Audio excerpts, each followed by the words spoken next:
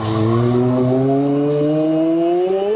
is up, guys? Dashing here, and we are live for Octane number 162 here this fine evening. Jumping straight into the action, just as we always do, my friends, in the season debut of the Undisputed Elite. To kick things off, great show we have in store, just like we always do. Woo!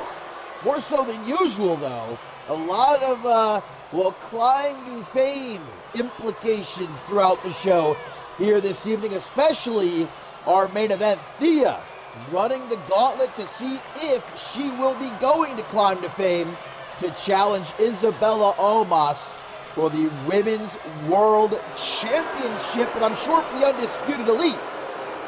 In their eyes, well, Suplex is always gunning for that Women's World Championship, but of course the upcoming second annual Women's Tag Team Cup. I'm sure that would be a huge accolade for the Undisputed Elite to add to their already impressive resume here in CMV. Former Women's Tag Team Champions, former Trios Champions. But indeed, their first matchup of this brand new season, they're going to be taking on Stars and Stripes, who some CMV Unks might remember from way back in the day. This, I believe, Cadence West, who will be getting things started against Suplex for the Undisputed Elite. Does look like it's going to be Suplex and Tori Doyle repping. So Ruby Rebel just going to be at ringside. But indeed, the Tag Team Cup just around the corner. So close you can taste it. 2 nights in Tokyo, Japan.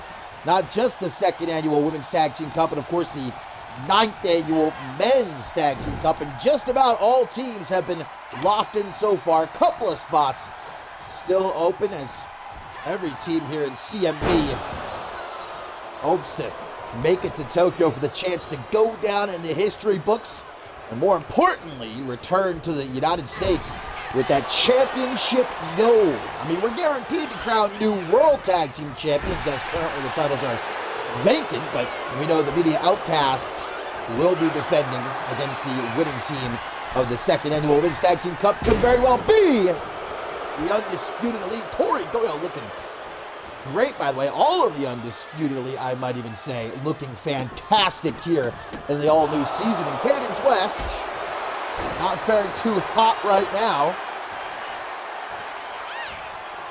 We'll try to send Tori Doyle into the corner, looking for an early tag. I think Cadence West, more than anything else, want to make sure that Suplex does not get tagged in. Maybe make the tag to Melissa Bourne, if I'm not mistaken. Competed way back when on Unmatched. Look at this teamwork. Powerbomb by Melissa Bourne while Cadence West hit a leg drop from up the top rope, but there's the tag. In comes Suplex. Tried as she might the last couple of months of last season to become #1 contender for the Women's World Championship, but could never win the big one, as they say. Maybe this season will be when Undisputed Elite at last reaches the pinnacle of our women's division. Looks like the referee was fixing a top turnbuckle. I'm not too sure who took that off. I'm going to imagine it was Ruby Rebel. Suplex back in as, speaking of Ruby Rebel, distracting Melissa Bourne, and Plex digging her knees into the back of Melissa. In the corner, not where you want to be. Tag made to Tori Doyle, who's going to go up to the top. A little bit of T and Lee in the morning, huh? Shout out to Kevin Lee and Tim LaFave with that one right there. Former World Tag Team Champions.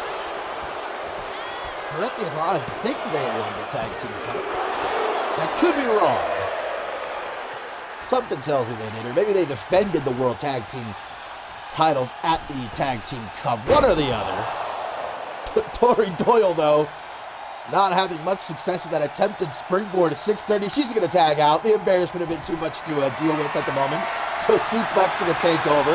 Oh, Ruby Rebel has just slid a steel chair into the ring, and Melissa Bourne says, "Get me the fuck out of here."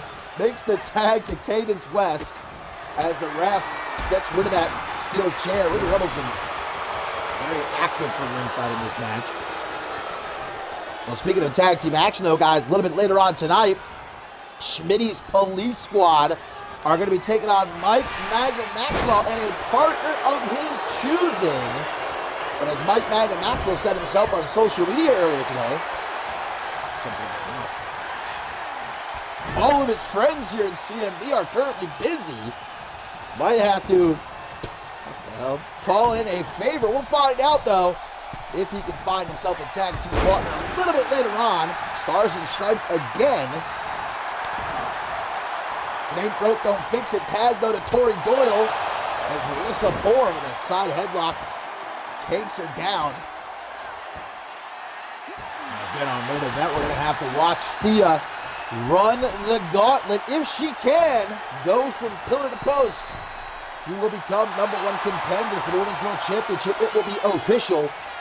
Thea Isabella Almas might climb to fame for the Women's World Championship, but if not, if she is defeated, then no championship opportunity for the fiery Frenchwoman.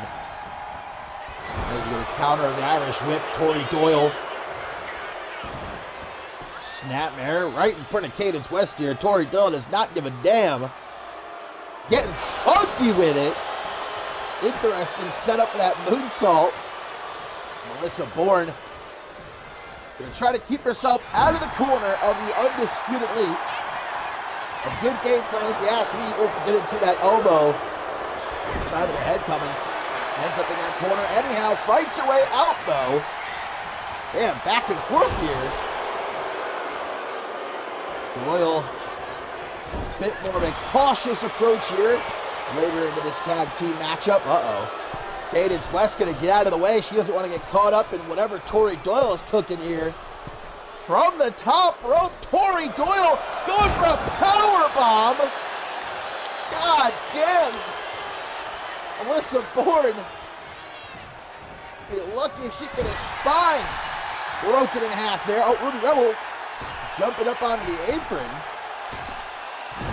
Eager to get back into the action is Ruby Rebel, but right now, it's Suplex and Tori Doyle tag to Cadence West, who's not showing any respect.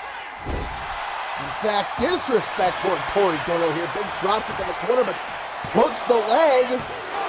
It's only going to get a 2 count. Kicking things off. Tag team action here on Octane number 162. Damn, Ruby Rebel again with the distraction. And now a tag to Suplex. Undisputedly going to do what they do best. Run down. Cadence West. Oh, Cadence tries to get right back up, and Suplex says, sit down. Not intimidated whatsoever. Tori Doyle was a little bit. Suplex getting sent into the corner. West going to make the tag to Melissa Bourne. Melissa taking a step off of Cadence. Back there. Hurling herself at Suplex in the corner. To ringside we go. And Sue with a single leg takedown. I think that was. I can't really tell from this camera angle. Stomp to the chest. And slowly bring Melissa Bourne to her feet. Oh no. Looking for the elevator, and Melissa Bourne escapes that before being potentially put to the floor. This is the head kick that looks up for it with all these kicks through the chest, one to the gut. And I'm going to slam Sue face first off the ring apron. We all know the hardest part of the ring. Big shots from Plex. MMA background. Irish whip going to get countered into the side of the steel steps. Referee up to a count of 10, I think, already. Now until 20 to get back into the ring. Plex going to throw Bourne down onto the floor. 13, Suplex just chilling. Just hanging out. There we go. Gets back into the ring now, but is Melissa Bourne going to be able to get back up in time? Or are Undisputed Elite going to pick up a count-out win here in their season debut? I don't know if Melissa's going to get back up. Oh, wow. Just at 19. I thought for sure she was going to be down for the count. Maybe she should have stayed down. Now gets sent into the corner. Tag to Tori Doyle. What are they setting up for here? Dropkick into a back suplex. Into the pin. Could it be the win for Undisputed Elite? Suplex playing defense, ref. Take your time. No rush or anything. Kick out at 2. Might have had it 1 if the ref was a bit quicker there. Doyle gonna pull her up into a spine buster. Needs that tag to Cadence West. And badly right about now does Melissa Bourne. But man, Tori Doyle is all over her. What a moonsault off the top rope that was. Look at Melissa. Avoids whatever Tori Doyle was trying to go for there. Kicks to the back of the knee. But a big spinning soul kick to the gut. Oh, and this is vintage Tori Doyle right here. Off the ropes. Middle of the ring, but gets up the knees. Bourne getting up her knees. A little too much hot dog in there from Tori Doyle. Costs her. And now Melissa being able to make the tag to Cadence West. At this point, it might be on the shoulders of Cadence West. Looking at Melissa Bourne, the shape that she's in right about now. There's some elbows to the midsection from Tori. Not allowing Cadence to take her anywhere. Uh-oh. Gonzo bomb from Tori Doyle. Not going to go for the pin. Instead, going to make the tag to Suplex. Maybe she'll go for the pin. Yes, she will. She's like, Tori, what are you doing? But Melissa Bourne going to come in to break it up at 1. Might just be prolonging the inevitable, I got a feeling here. Plex up to Bretrope. Stalking. Cadence West. Okay, I'm not too sure what she was attempting there. But West able to avoid it. Not able to avoid this, though. Gets sent into the corner. Oh, off the ropes. Tries to go high with his Plex, but West went low. Big punch to the gut. Gets her into the corner. That's where she wanted her. Tag to Tori Doyle. Oh, man. Tori off the top. Blockbuster from the shoulders of Sue Plex. You gotta be kidding me. 1, 2, 3. The Undisputed Elite picking up a great win here to kick off Octane.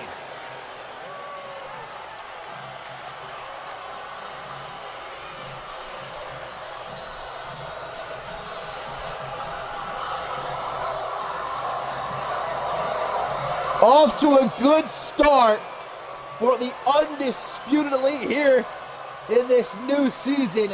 That was a pretty damn good match, and what a gorgeous modified Doomsday device that was to pick up the win. The Tag Team Cup is next, and honestly, I think Undisputed Elite, they have to be your favorite to win the whole damn thing. Former Women's Tag Team Champions, former Trios Champions. I think those Tag Team titles might be coming back home sooner rather than later. That's my pick, baby.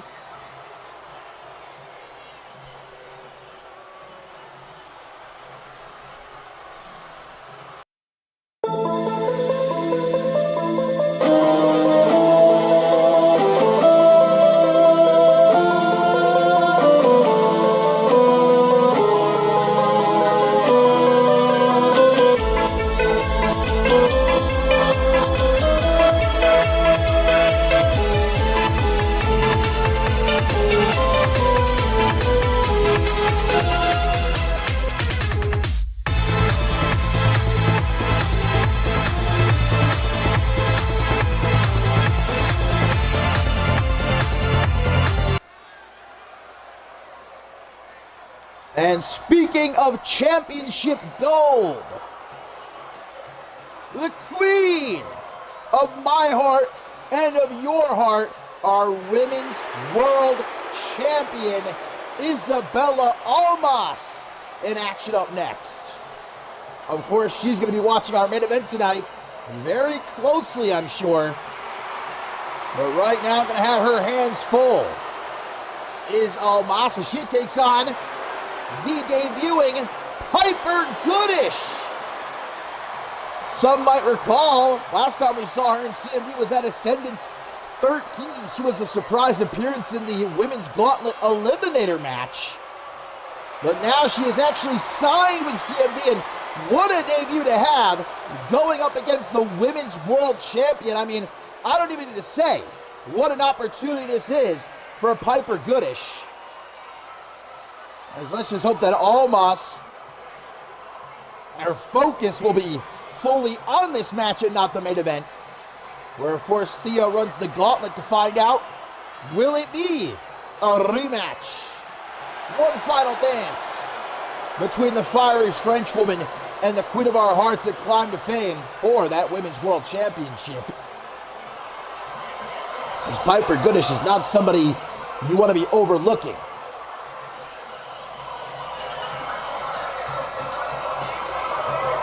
You're just lying to yourself if you say that that Women's World Championship doesn't look like it belongs around the perfect waist of Isabella Almas. It's been a rough couple of weeks, though, for Almas, to say the least.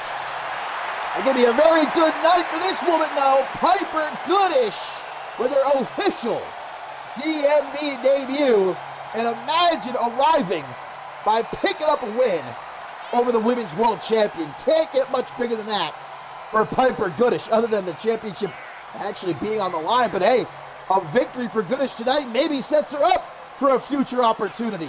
No doubt about it.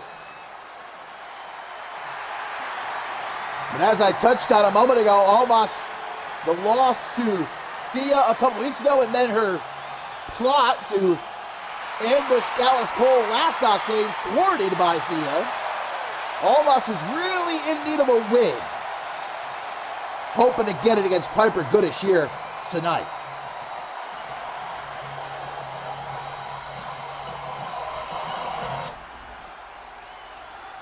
So it's non-title matchup, Isabella Almas, Piper Goodish. As I wouldn't be surprised if Thea was in the locker room right now watching this match as she prepares to run the gauntlet later on in our main event. Good start here for Almas. Not so good for Piper Goodish as Almas, it appears, maybe not taking Goodish as a serious threat, mocking her a bit before throwing her into the corner. Ooh, tries to charge her. Full steam ahead, but Goodish able to get herself out of the way and going to yeet the Women's World Champion out of the corner.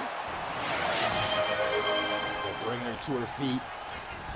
Push into the corner. Will we get a clean break? Goodish a little bit zesty there, but Almas going to try to send it right back her way. Puts a stop to that. Woo! What a splash out of the corner. Almas just too quick for you. Well, one matchup I think we were all looking forward to here tonight, but unfortunately we will not be seeing. Supposed to be Big Texas one-on-one with Hunter Quinn.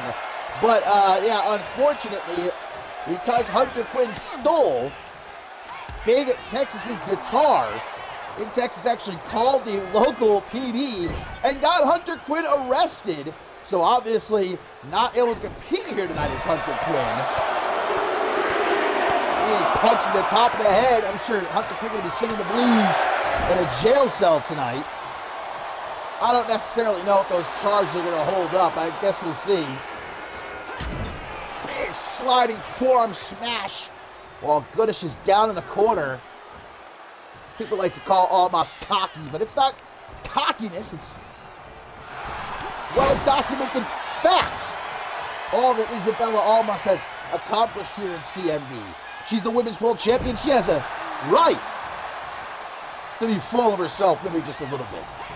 Oh, but gets thrown shoulder first into that skill ring post. Tries to follow up, but ran right into Almas's boot to the gut. Here, elbows to the midsection by Goodish. Throws out a forearm smash, gets caught. Grabs her by that colorful hair, drags her over to the ropes. Uh-oh. Out onto the apron, Almas with a spear. No! No! Goodbye, Isabella Almas. See you later. What a counter by Goodish to be able to see that one coming. Almost sent her flying into the front row. What a treat that would have been for those fans. Kick to the midsection. Almas tries to come back at it. Right then, shot though by Goodish. Responds in kind. Oh, they be just lighting each other up here. And Goodish gonna talk some trash to the Women's World Champion, saying, I hope you can hit harder than that. Almost giving it right back to her, though. Shot to the chest. Almost just can't help herself. And now they're just gonna both say to hell with it. Shot for shot. Knocking each other looping. Almost able to avoid that kick. It's caught from behind. Oh, knee to the midsection. Puts a stop to whatever Goodish might have been thinking of going for there. Here's some kicks to the back of the knee, though. Great combination. Trying for a pile driver, but the Women's World Champion says, no, thank you. Oh, Almas. Vintage tuning up that band. Super kick. Oh, tried to readjust. Might have gave Goodish that opening. Not able to make a whole lot out of it, though. Gets put into the corner. And Almas showing off the 18-inch pythons before running down. Piper Goodish, more big right hands to the top of the head. And there's a European uppercut for you. Knocking Goodish down. Isabella almost cannot be stopped right now. Another sliding forearm smash. Oh, but Goodish, slick. Almost like, where the hell did she just go? Pulled up. Can the Women's World Champion take it? Kick out at 1. Goodish not trying to get caught up like that in her CMV debut. It's almost off the ropes, just runs her down. Damn, Goodish. Stronger than perhaps expected. Into the pin, but only gets a 1.999. Goodish got to take a step back for a second, like, golly, these two have been non-stop since the bell rang. What a matchup here. Goodish looking to knock Isabella Almas out cold. Almas seen it coming, though. The instincts of a world champion. This is not where Goodish wants to be. And she knows it, too. Great escape into the DDT. Now, where's Goodish going? Saying, how do you do to some fans in the front row before going to the top? Look at this position. Could not be better. Goodish, though, waiting for Almas to get to her feet. Oh, no. I think she was trying to go for a cross body there, but maybe that top rope a bit slippery. Almas looks to take advantage, but Goodish with a few big shots. Surasi driver! And look at that pin! What a kick out at 2. Goodish, fair enough, a bit miffed. Oh, and Isabella is busted open. Ooh, bleeding badly. Goodish gonna try for that forearm out of the corner again. This time, Almas does not have the wherewithal to be able to counter it. Piper Goodish, like a runaway train here. Gonna maybe try for another Surasi driver, sorta, kinda, upside down. What the hell? Piper Goodish had the match won. Oh, not this guy again. You gotta be kidding me. I thought security was notified not to let this guy in the building. Who the hell is this guy? Some obsessed fan, and he blinds Piper Goodish. Snapped a picture, and the flash blinding Goodish for a couple of seconds. Goodish gonna try to fight through the pain. Isabella almost might be dead. Here is blood all over the canvas. I don't know what it was that actually opened Almas up. Look at that pool of blood, dude. That's actually gross. Oh my God! Got her again! Piper Goodish might not even be able to see right now. 1, 2! No joke, bro. Isabella Almas trying to get herself to relative safety at ringside, but Piper Goodish is giving her no quarter. The referee might have to stop this match. It's a little bit surprising that she didn't call up the belt once that guy almost blinded Piper Goodish. But now Isabella Almas looking like she's straight out of a scene in a Quentin Tarantino movie, but our Women's World Champion not taking her foot off the gas. Holy moly. Can I say that?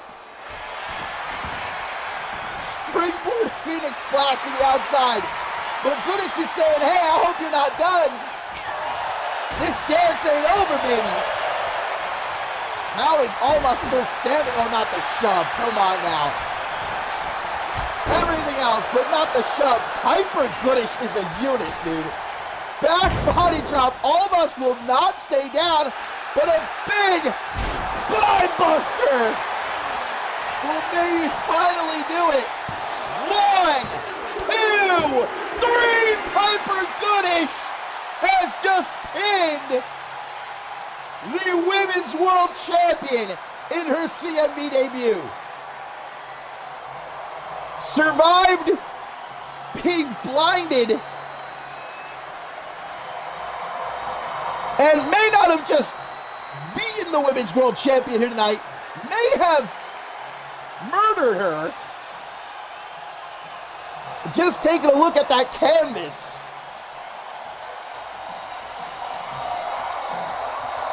But the bad times continue for our women's world champion.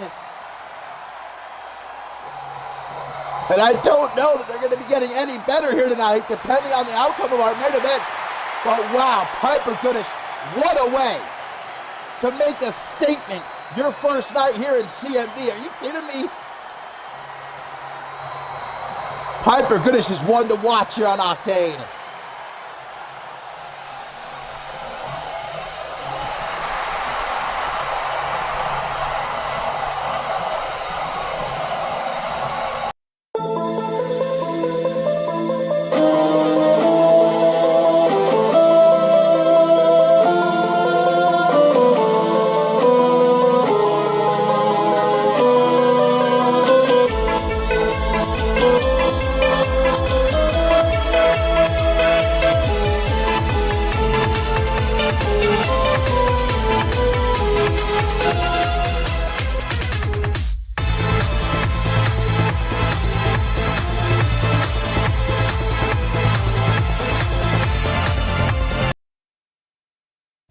Schmitty, I'll give you credit where it's due.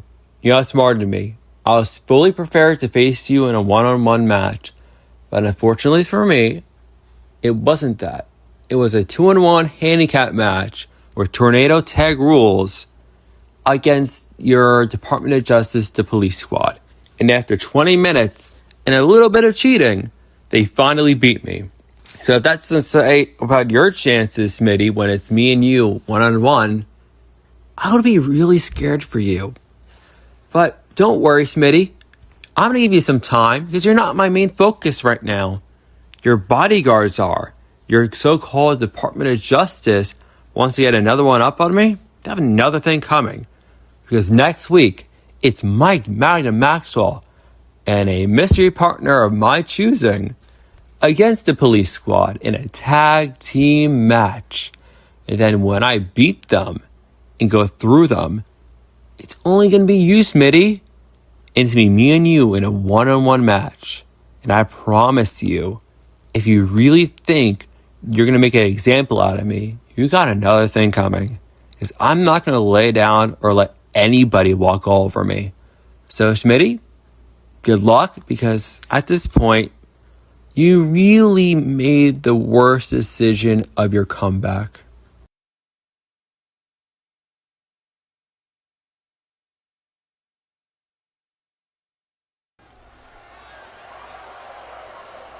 Well, indeed, who is Mike Magnum Maxwell going to call upon later tonight to aid him against Schmitty's police squad?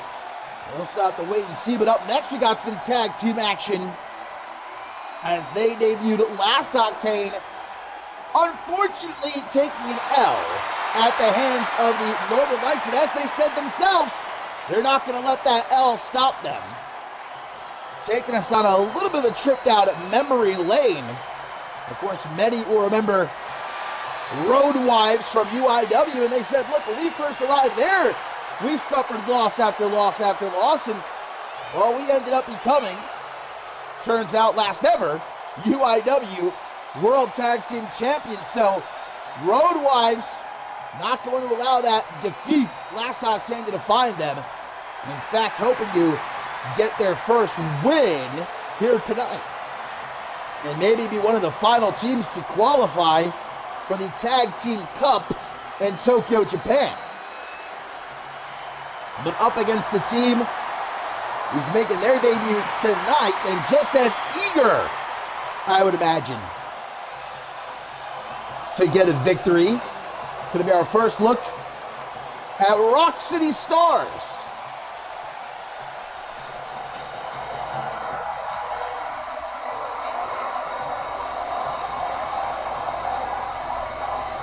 Indeed, almost everywhere that they have been around the world, Road Wives have won championship gold, whether together or separately. I got a feeling it's only a matter of time here in CMV, but can they match the energy of the Rock City Stars is the question. Because, man, they got to be off that Twisted Sisters energy drink, maybe a little bit of booze juice, some dummy thrown in, a concoction of unholy proportions. But that is Stan the Man, you see right there. And Brian Sawyer, I remembered, see?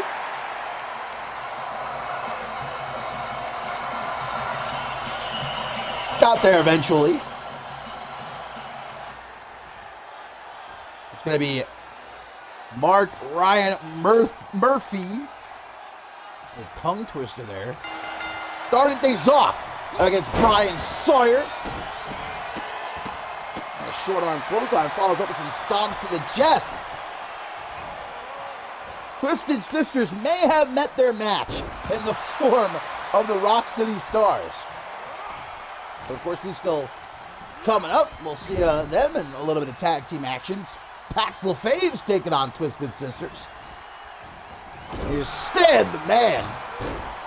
And thrown right into Mark Ryan Murphy in the corner there. Very slowly. Bring him up to one knee. Okay. Changing his mind now from behind.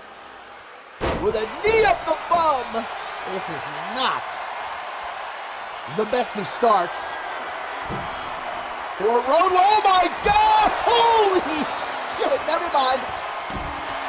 Good thing I didn't finish that sentence. Stan the Man just got powerbomb to hell and back again. Just catch a man out of midair like that. Some very serious strength that takes. Already up to a count of 5. Liger bomb from Stan. Come on, we don't need to count out already, dude. Mark it up, brother. Mark Ryan Murphy, get your ass up.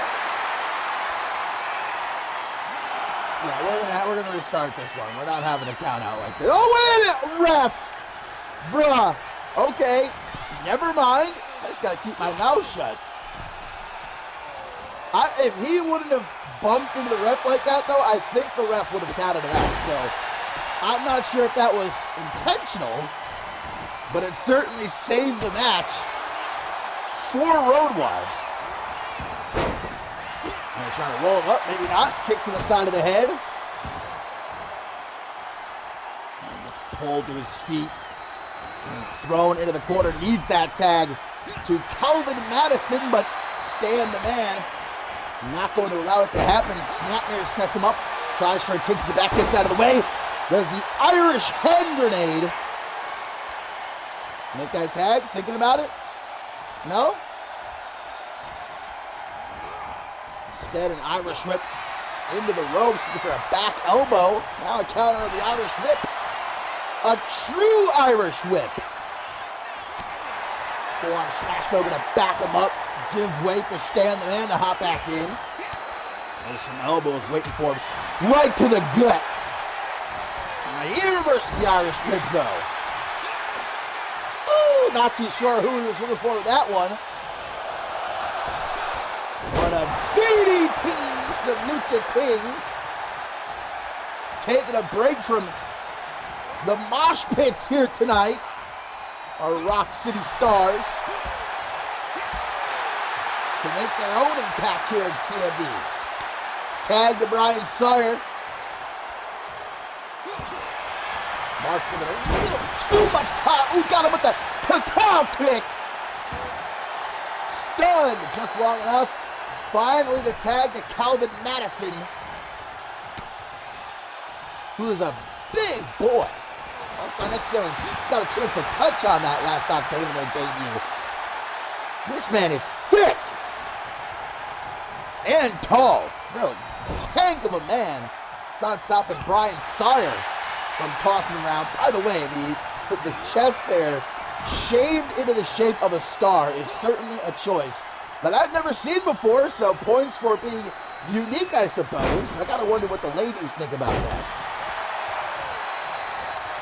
Gorgeous teamwork by Road Wives. And there's Mark Ryan Murphy back. He's going to slam Sawyer face first off the top turnbuckle. Give him a little Boot to the chest. Damn, knocked him all the way out of the ring. Uh-oh. The Irish hand grenade might be looking to pop off. Maybe not. A little bit of a tease. Another power bomb on the floor. This man can't get enough. Back into the ring. Maybe this time. Gonna take to the air. Yes, he is! Woo! But misses as Sawyer is able to just barely give him a sidestep. Too much pantomime. Brian Sawyer making a beeline for Calvin Madison. Knocks him down to the floor. Well, Sawyer, I don't know what's going on with Stan the Man here, but Brian Sawyer going to reset the ref's count by exiting the ring. Side headlock takes him over, really wrenching on that neck. Shakes him off, probably barely beat the count last time. Let's get it back into the ring here, fellas.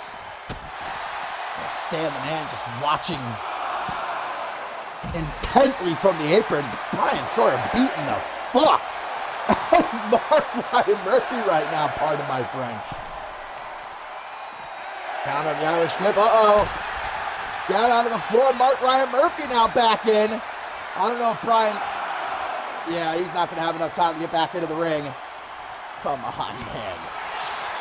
Killing me! Killing me!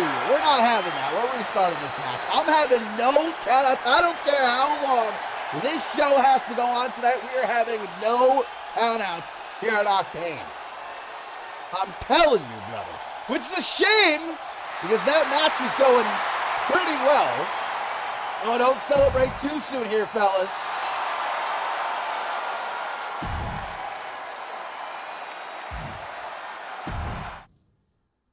Back to your corners. Adam Valentine can do as he pleases over on Shockwave, but here on Octane, I'm thick of it. So we're going to reset. Mark Ryan Murphy and Brian Sawyer still going to be legal, though. Every time I just get a good look at Brian Sawyer, there's something else that I feel like I can't quite understand. My man's wrestling with I don't even know what that is. Would that be a flannel jacket he's got tied around his waist? Not to mention the ripped jeans with the red high socks. And look, what is he rocking there on his feet? What are those, some Sunday loafers? This man needs to get a wardrobe consultant, I feel like. Stan the Man, I can understand the vibe he's going for. As he gets tagged in, now blocked is that kick in the corner by Mark Ryan Murphy. Tries to wrench the arm with a forearm smash and a Hurricane Hermano. Oh, here we go to the outside. And chop attempted. A little too much time taken on the windup. Okay, I know I said no count. I predict this one ends in a count of the 10. What the fuck? Mark Ryan Murphy has jumped up on top of the barricade. Moonsault to Stan the Man. How are we up to 5 already, ref? This ref is crazy. Chill out. Chill out. I gotta have them start making the count in different languages or something, bro. Luckily, we're back in, though. And an Irish whip. Gonna set him up for the tag to Calvin Madison, who barely got his hands dirty at all in the last match. Ooh! Gets real funky with that knee drop, though. Rock City Star's not the only one getting jiggy with it here tonight, apparently. Gonna try to tag Mark Ryan Murphy right back in. Put into the corner. Slow approach with the tag made to Brian Sawyer. And they're going to work together to hoist up this behemoth of a man. And it works. DreamWorks, they do say. It's the teamwork. Springboard leg drop into the pin. Mark Ryan Murphy, you don't got to be so worried. Calvin Madison kick it out at 1. Got that arm. wrenching on that thing before again smashing his head off the canvas. A great close-up of the leather pants Stan the Man is working with here. He's got, what is he wearing, man, on his feet? Those are some, like, certified clown shoes. I don't know what is happening with the Rock City Stars. Again, though, their combined might is enough to overpower Calvin and Madison. Brian Sawyer now legal. Couple of punches to Madison while he's hanging on for dear life. At last gets knocked loose off the apron. Slam! Ribs first into the side of the steel steps. Well, it looks like Brian Sawyer will go all the way to the top. This does technically reset the count, which is a good thing for us. Oh, but a bad thing for Brian Sawyer. He's just lucky he didn't land on top of the barricade. And Calvin with a real mean face right there. He's not playing this bullshit. He's saying, take this back into the ring, cousin. Sawyer spinning around. That's some power right there into the Samoan drop. The perfect setup to make the tag to Mark Ryan Murphy. More experienced than it seemed like Rock City Stars are road wives. Certainly showing there. Oh, back into the ring. No time to prematurely celebrate.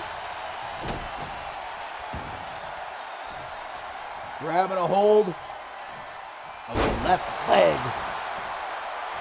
Trying to pop that kneecap.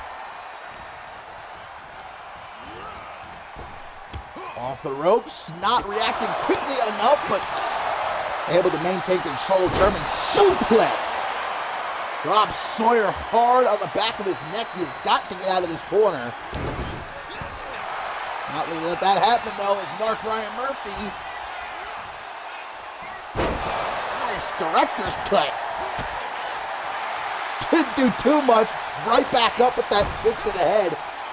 And makes the tag after all. Oh, I'm loving the teamwork from both of these tandems in this match. Uh-oh, can Brian Sawyer make the tag? Looks like he is on another planet right now, though. That belly-to-belly was a bit too effective, even. Gonna try to put him back into the corner. Elbow. Right to the side of the head. Those are some chunky elbows. Got him by the arm, but not for long. Forearm smash. And Calvin Madison just wildly taking him down with that clothesline. He thought about it. Goes for the pin. Exposing the red high socks. Tag to Mark Ryan Murphy. The Irish hand grenade with a short fuse. Gonna stop Sawyer from trying to get back up there. Another pin attempt. It looks like Stan the Man has seen just about enough. He comes in to make the save.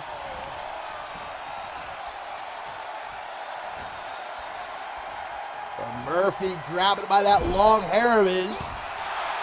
Looks a bit grimy. Coming off of a few shows, perhaps. Tag to Stan, much needed. Irish whip. The attack. Brian Sawyer right back in. That wasn't very much of a break. And this seems to be their one and only tandem maneuver. Oh, short arm clothesline. It's nothing that's going to blow you away, but certainly effective. Woo! Brian Sawyer is schmoving. Mark Ryan Murphy unable to keep up with him. Maybe should have gone right for the pin instead of the pandering to the crowd. Could be what cost him there. Just a 2 count. That sign say, I have low expectations. That's not very nice. From the top, cross body. much better than Piper Goodish's attempt at one in the last match. Elbow to the side of the head, and now coming up from behind. Counter the Irish whip, though. Gonna want to go. Oh, the Irish hand grenade with such intensity, it almost took Brian Sawyer off his feet.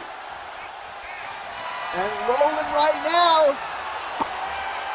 Time to blow. Oh, not the butt buster. Middle of the ring. Got him caught. And Stan, the man, needs to make the save. He does, but that doesn't mean that Sawyer is out of the deep end just yet. Russian leg sweep. Mark Ryan Murphy looking to make the tag. So is Brian Sawyer. In comes Stan, the man.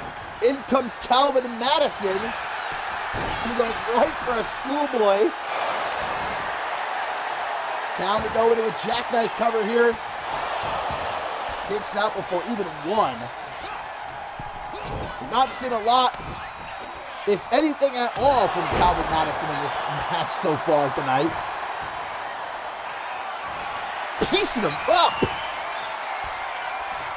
Oh my God, you can't handle it, baby. What a leg drop. Mark Ryan Murphy not even allowing that to have the thought of a 1 count. Tagged in is Sawyer. Madison still has not recovered from that ring-shaking, earth-shattering leg drop just yet, though. Hey, at least it didn't end the broadcast. Sujin's leg drop. Crossing the arms. I'm a big fan of what we've seen from Rock City Stars. Look, their looks aside. And then dropping up the top rope. I love dropping them legs. Madison got to get himself out of this corner. More of those stiff elbows from Brian Sawyer. Jawbreaker. There's nothing that Madison can come up with the counter. There we go, just as I say something. And he's going to make the tag to Mark Ryan Murphy. I don't know what's up with Madison tonight. Maybe he went out partied a bit too much last night or something, bit hungover, but Mark Ryan Murphy's really had to pick up the slack here. Been basically fighting a handicap match. Late night with Brina Story. Shaking my head. Counter for counter. Like it's 1999 up in here. Sheesh. Sawyer taking a step back, recalculating. Hopefully it does not take too long. He is just staring Mark Ryan Murphy down. A good-looking man. I don't blame him. Uh-oh. German suplex. Hop right back into the ring in time to make the pin. No tag to Stan. Maybe he'll go for the pin, maybe not. Is able to reverse the Irish whip. How are you going to try to Irish whip an Irishman? Gotta get real. This guy's chops. Stan the man. Oh, he's going for that. Yeah, Rings of Saturn once again. More of a beast bite before. Stan does not want to stick around him for too long. Able to get behind Mark Ryan Murphy. 21! Paying homage to the one, the only Shea Hoxton. Before tagging Brian Sawyer back in. And Sawyer, oh, I think I just saw like lightning in his eyes there for a second. About to make Mark Ryan Murphy ride the lightning. Hold up! Kick to the gut. Woo! Turning!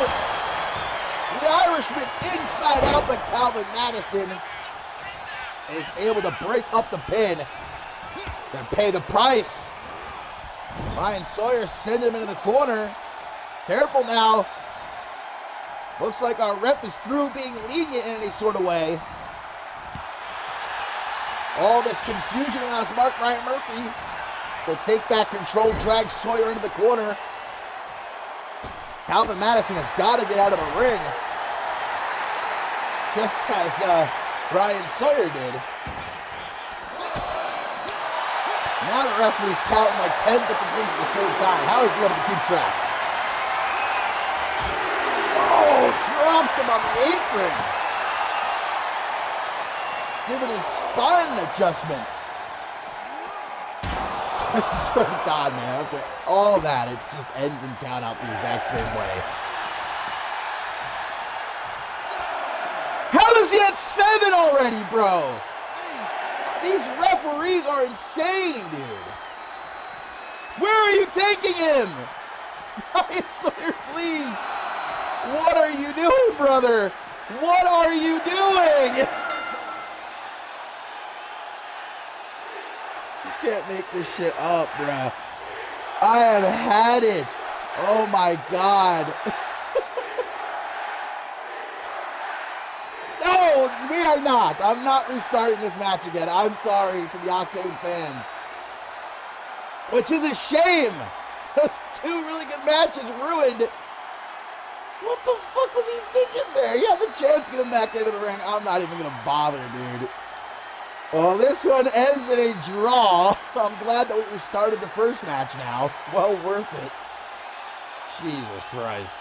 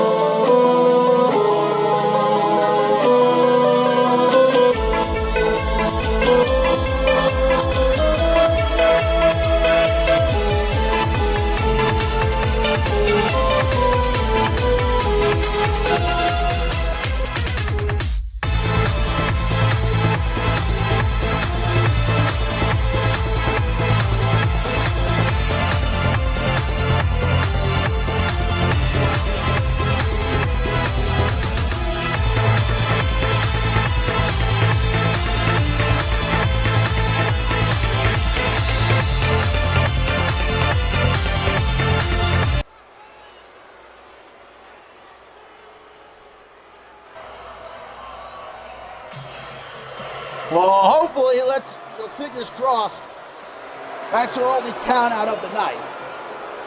We got some more tag team action on the way. 2/3 of our Trios champions, Pat's Your Faves, set to take on Twisted Sisters here. And both these teams we know will be a part of the 2nd annual Women's Tag Team Cup in Tokyo, Japan. So momentum certainly at stake. But the question is, when it comes to Twisted Sisters especially, which 2 members will be representing them in the Tag Team Cup? I mean, which 2 members are Delilah, Sid, and Vanessa Moore going to be facing here tonight? We're about to see in just a few seconds.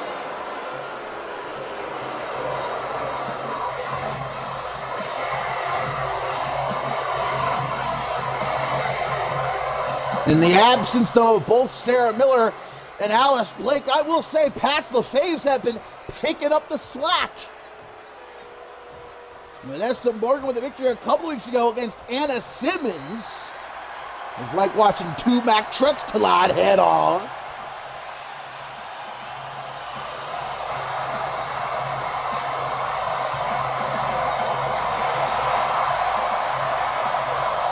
Diana Holmes, Anna Simmons, and the CMV television champion, Taryn Breeze, I should say, still off of that successful defense a couple of weeks back against Amelia Jones.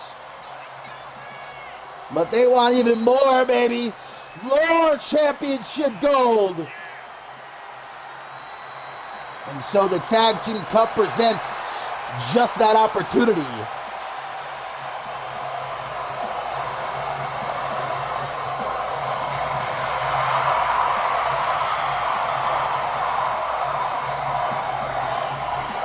I guess Breeze has decided to leave her television championship safe in the locker room.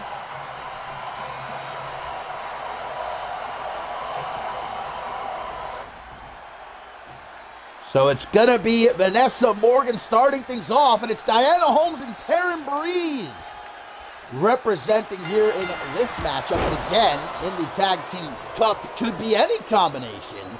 But I would think it wise for them to keep that to themselves until the Cup itself, until they're actually out there. Keep your opponents guessing gives you one more advantage, which you can certainly utilize in a tournament like the Tag Team Cup, where above all else, it's a measure of your, physically, a measure of your cardio. Can you go all night long, potentially well over an hour in the ring, and mentally test your fortitude, not to mention your heart, your drive. Diana Holmes trying to end this one nice and early, seeing as that last match went a little bit long, but it didn't even pay off. But I digress. Vanessa Morgan, the Aussie Brute, gonna tag in Delilah Sin. The Trios champions certainly hope that Sarah Miller and Alice Blake are back with us soon. But like I said, even with them gone momentarily, Sin and Morgan have been carrying the Pats LaFave's banner successfully. Bam!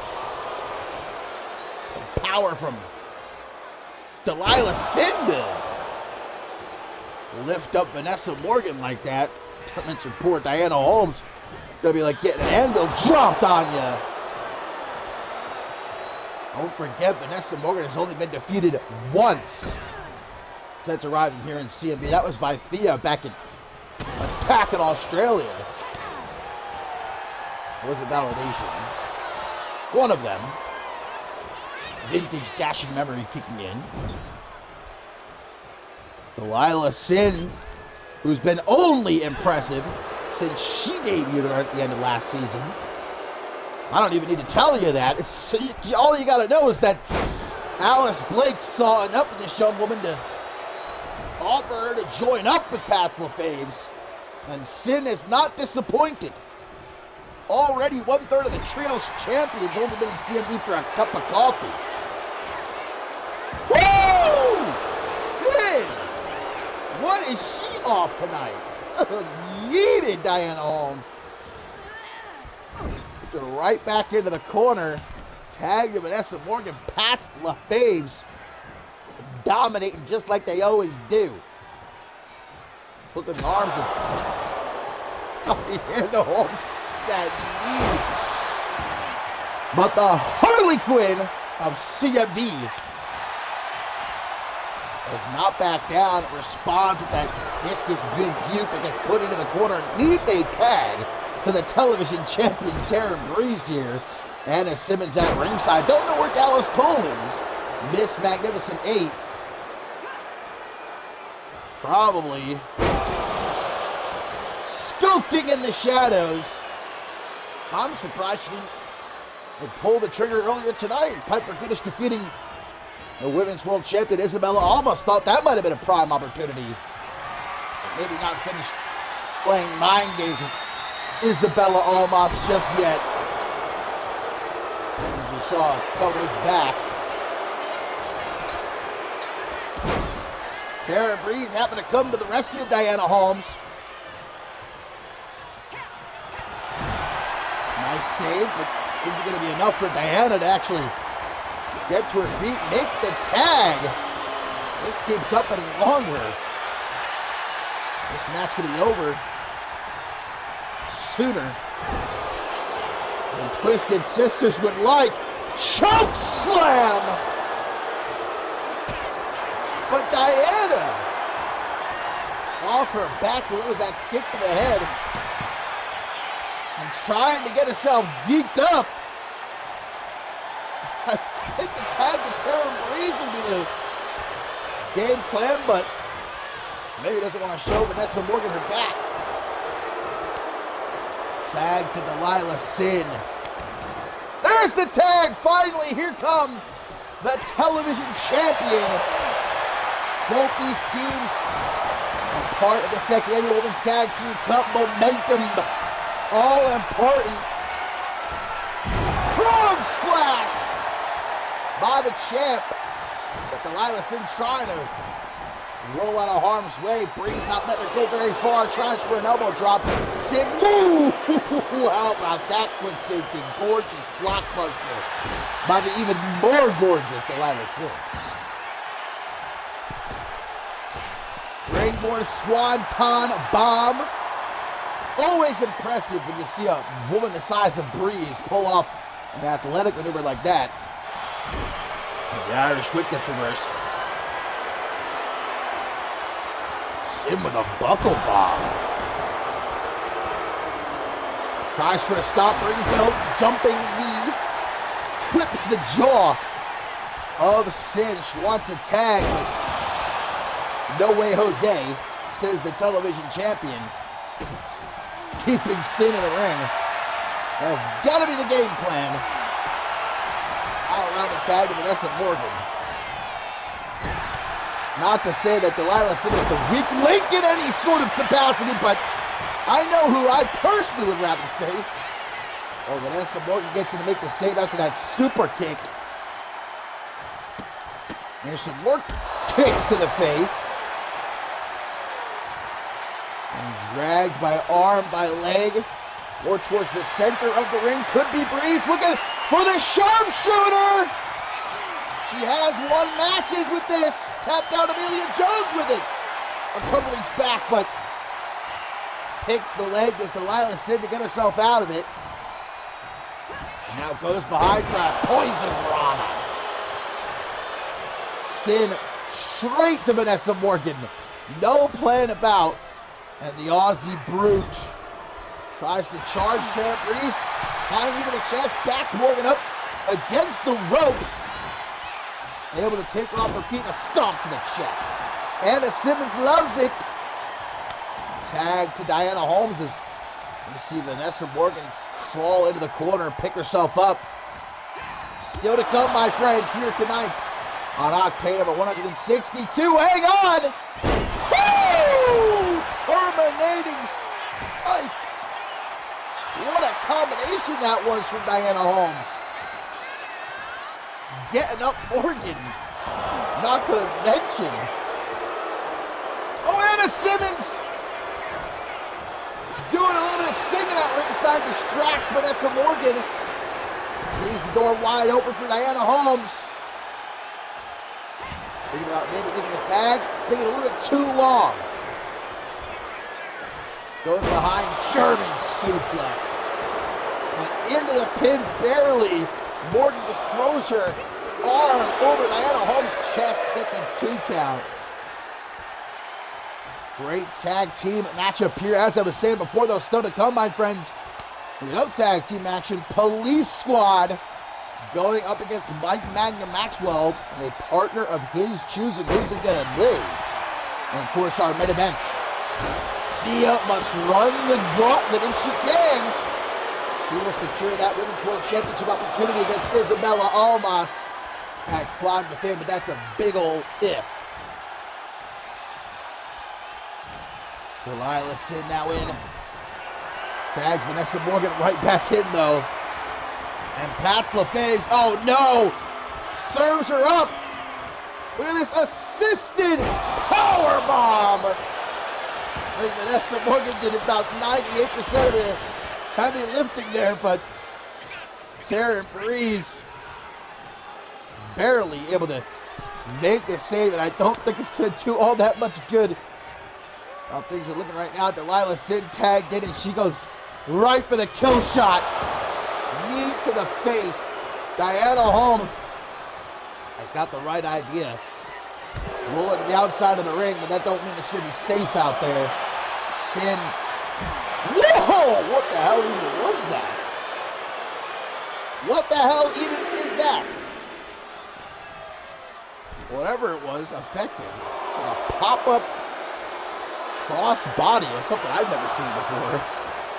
And now from the apron up, moonsault, but lands splat on the floor as Sin's able to step out of the way. Referee's count. Oh, man! Double knees to the face. Down goes Diana Holmes, and now Delilah Sin just fucking destroying her. Oh, come on. Insult to injury. As Sin having herself a little bit of fun at the expense of Diana Holmes with counters. Caught her arm on the security barricade. Taryn Breeze watchful from the apron. As Delilah hits an elbow to the gut. Punches her in the jaw. Irish whip back into the ring at 9.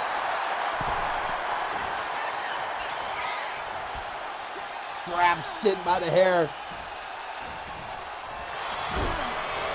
Irish whip gets reversed, and Delilah maybe trying for a vertical suplex out of the corner here, but Diana Holmes a little bit too slippery. Drops down behind Sin, takes out the back of the knee. Pele kick. I can almost see the birds chirping. But Vanessa Morgan gets tagged in. Diana Holmes' last act here in this match, potentially. Go to the midsection. Trying to hook the leg, man. Vanessa Morgan just too damn thick. Remember, Diana Holmes might have been thinking about going for there. Forced to think again. Now going to pin Morgan's hand down, which is not a half bad strategy. Vanessa Morgan does like to utilize that knockout punch to win her matches sometimes. And Diana Holmes going to reset the count, even though it was only up to 8. So again, maybe going to go for that hand. Can't really tell what's going on here. So Diana get back into the ring. And once more going to reset the count. Really not wanting this one to end by count out, which I can appreciate. Thank you, Diana. And not even going to almost risk it. Really cannot get enough of Vanessa Morgan's left hand.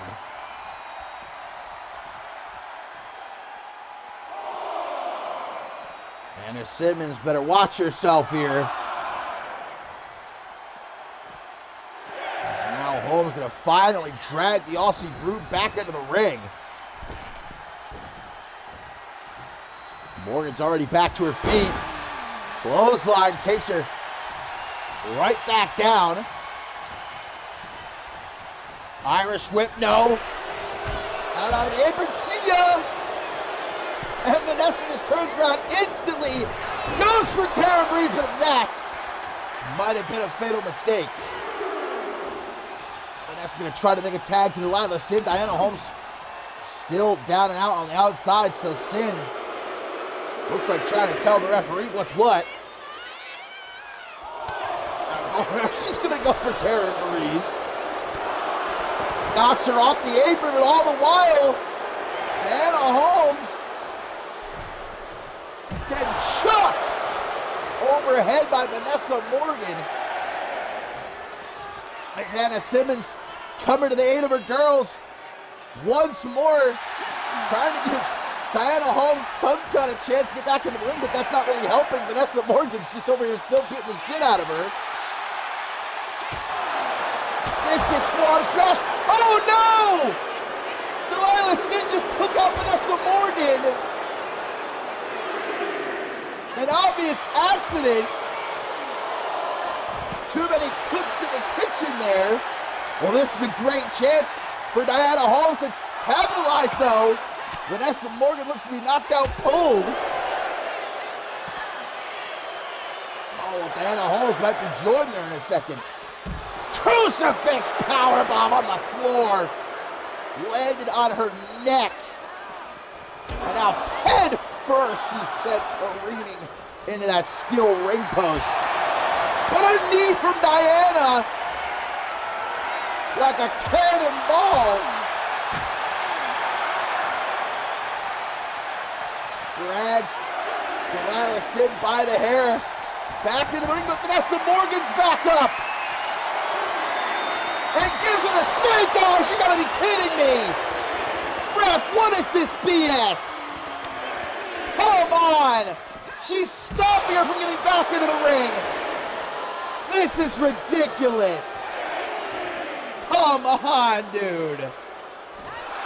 Ain't no way. That's LaFames. Get the win by count out. Literally a 20 count, dude. But I mean, Diana Holmes was going to get back into the ring. Vanessa Morgan deliberately stopped her from getting back into the ring. That's about the biggest load of hogwash that I've seen in some time. Referee should have maybe been a bit more lenient there. And Pat's LaFames again get the better of Twisted Sisters. I hope they don't intend on winning like this in the Tag Team Cup. In fact, I think we're going to set a rule right here, right now. I'll have to talk to Adam Valentine, of course. But I think it's a good idea that the Tag Team Cup should have no countouts. To make sure some shit like this don't happen.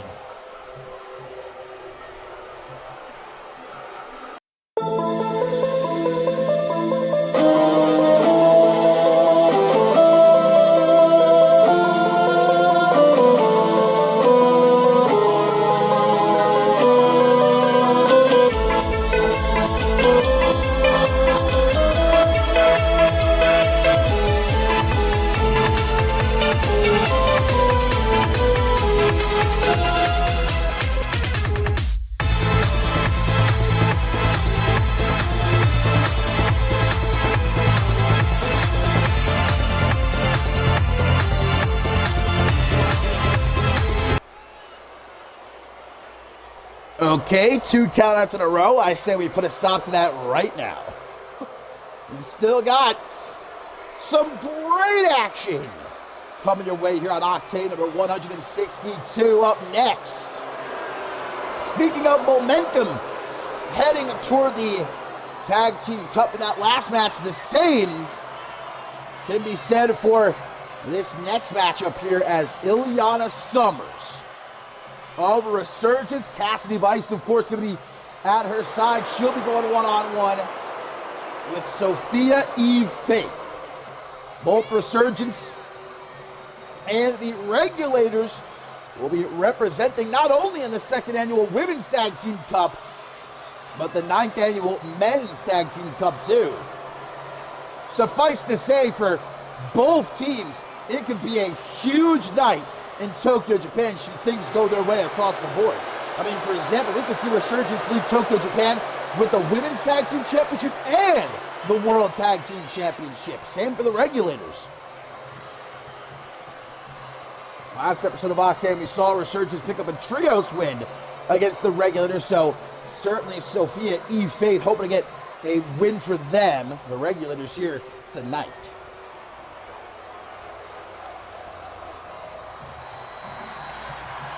You know that it will be Sophia Eve Faith and Amelia Jones representing the Regulators in the Women's Tag Team Cup, while it's Tobias Jones and Aaron Stone in the Men's Tag Team Cup. But look at this! Sophia Eve Faith not only is going to obviously have Amelia Jones in her corner for this match, but Ashley Rain as well. The Hall of Famer showing her support for the Gap-Toothed Wonder here tonight. Well, Rain had her own issues with Resurgence a couple weeks back. She won a match against Ileana Summers, albeit by countout. Who would have guessed? So perhaps Rain with some extra security, just in case Resurgence might try to pull something.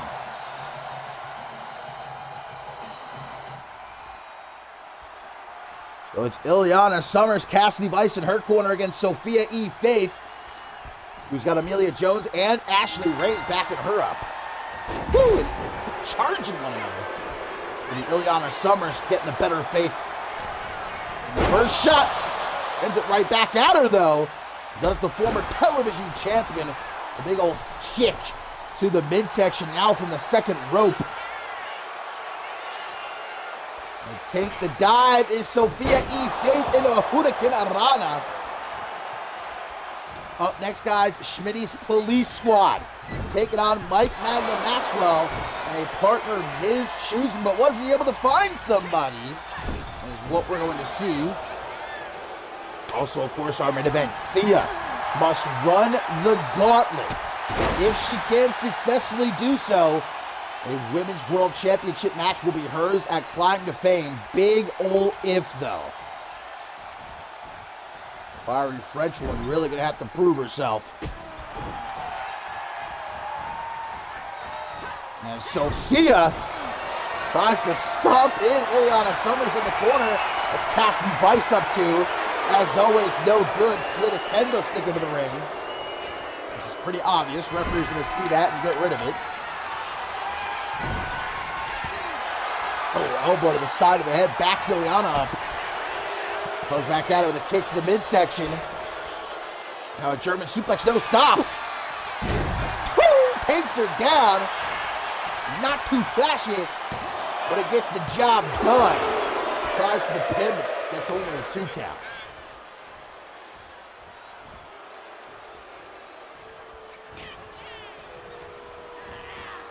I got a distinct feeling that this new season could go one of 2 ways. The Resurgence or the Regulators. 2 factions vying for control of Octane. I say Resurgence for obviously selfish reasons. Regulators more so for the good of everybody. I think I personally know who I would rather win that tug of war, but certainly if one team is able to win that Tag Team Cup, of course neither of them may win it, but it's going to be a big, as I said a couple of weeks ago, it'll be a real dynamic shift. Whether it's the Women's Tag Team Championship, the World Tag Team Championship, or both, for either Resurgence or Regulators to hold that much gold, gives them that much more power. A little bit of an homage to Ashley Ray by Sophia E. Faith. Sliced oranges on the floor by Cassidy Vice and her forked tongue, distracting the gap-toothed wonder here and giving Ileana Summers all the time that she needs. Well, maybe not. To attempt to recover. Rolling down out of the floor. Already up to a count of 7. Sophia up on top of the barricade. She's got some crazy balance, boy, but Ileana, I don't even know if she actually moved out of the way of that.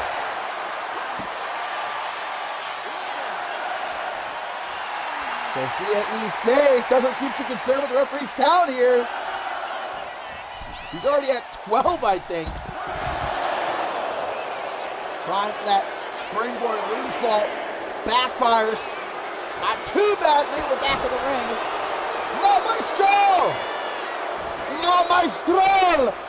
Ileana Summers seeking the steal. Oh no, there's the torpedo Moscow. And as if that wasn't bad enough, right in the neck with this dragon sleeper. Trying to get a submission win, but Sophia E. Faith is no quitter. Springboard dropkick gives her a tad bit of breathing room. Swanton bomb from off the top rope into the pin. Kick out at 2.5 by Ileana Summers. These two are taking some chunks out of one another. And it's certainly getting for appreciation of our fans here in attendance. A fight forever round of chants. As Faith tries to ignore Cassidy Vice from here on out. Something that's easier said than done. Split-legged moonsault, but Summers got those knees up. Suck in the air right up out of Sophia E. Faith. Hip toss puts her down hard. Not many can make a hip toss look lethal, but Ileana Summers most definitely did that just then.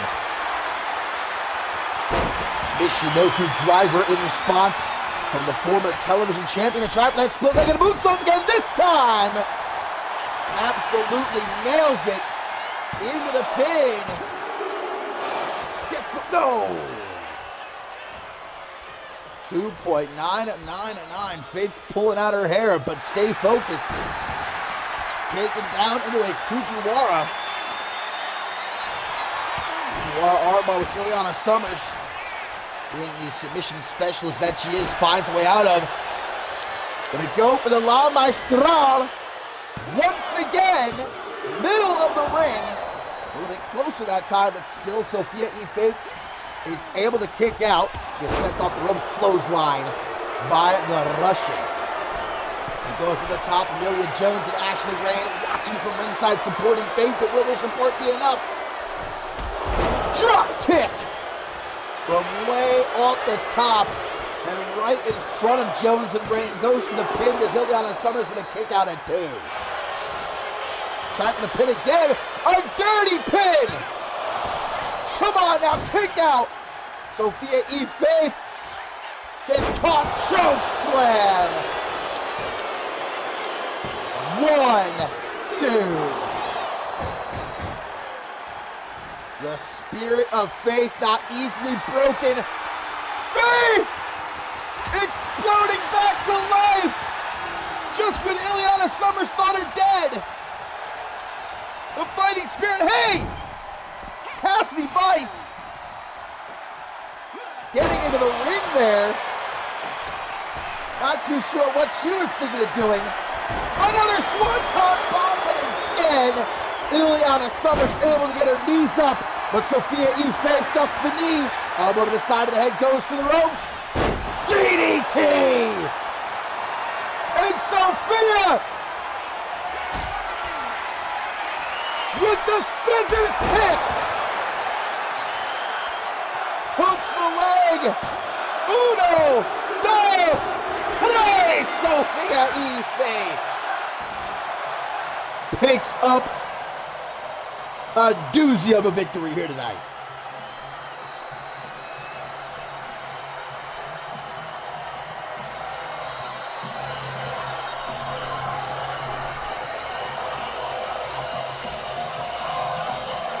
Resurgence and the Regulators continue to exchange victories over each other, heading into the Tag Team Cup.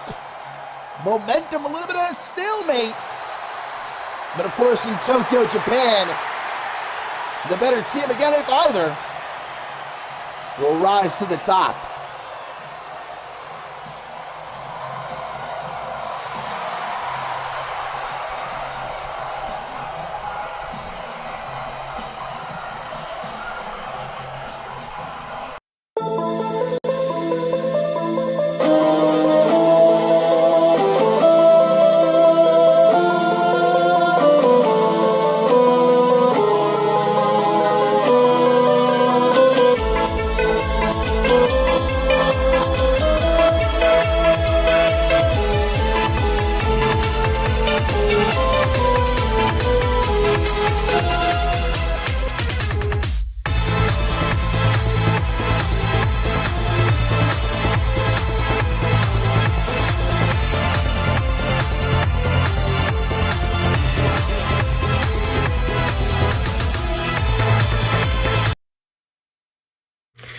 You know, you must be pretty proud of yourself, huh, Takanashi?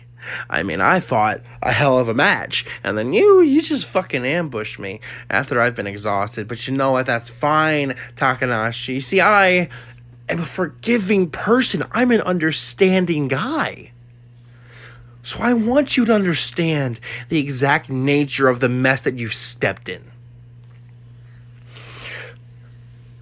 Over my 10 years in this sport, no one has ever once called me a great wrestler. No one talks about my submission holds. No one talks about my great striking ability or my unique pinning But it did. Combinations. Your boy got beat, folks. When they talk about me, they talk about bloodshed. And it wasn't they pretty. Talk about violence. I'm not a But, wrestler. I'm a I brawler. get backstage, and you got all these desk jockeys saying it's a bad look for me to be holding the title. They won't say it to my face, mind you, but I wasn't born yesterday. I know the suits don't like me. I'm too rough around the edges for them. I'm too unpredictable. I'm not safe. But I am giving you a chance. But they don't get a say in this. I am the Ironweight champion, and if you don't like that, then do something about it. Where it goes. But it did. Your boy got beat, folks. And it wasn't pretty. But, I get backstage, and you got all these desk jockeys saying it's a bad look for me to be holding the title. They won't say it to my face, mind you, but I...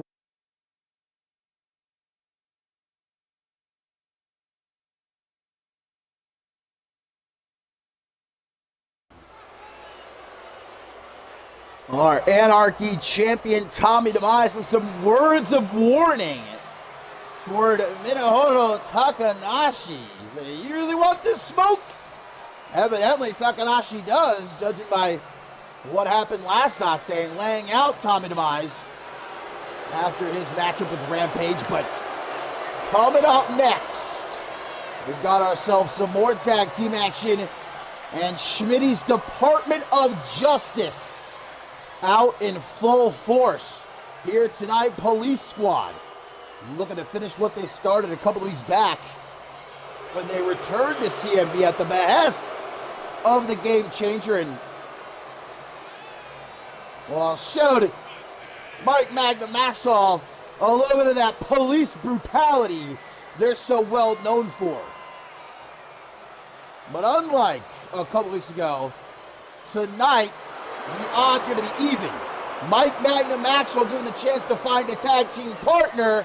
Who has he called upon? We're about to find out. Schmitty saying that he is putting Mike Magnum Maxwell on trial.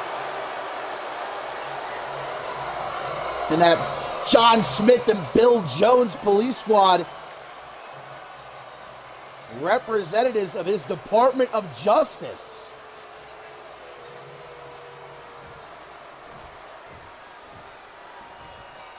our former Anarchy champion, well acquainted after a couple weeks ago with just how hard Police Squad hit. I don't know. Don't try to ask me who he's asked me his tag team partner tonight. I tried to find out. I asked the man himself earlier tonight when I bumped into him backstage, but he was keeping tight-lipped. He even said on social media, I was thinking about calling up Diamante, maybe Tobias Jones, but they're both busy over on Shockwave. He said he had a favor to call in. Pretty big favor. Who's it going to be? Mike Magnum Maxwell wants his match with Schmitty, but really making him jump through the hoops. He's the former CMV champion, the Hall of Famer. As Maxwell just wants to prove he has the potential to be a main eventer here in CMV, World Championship caliber. He wanted to do that by defeating someone like Schmitty, but we all saw what happened a couple weeks ago. The rug pulled out from under him.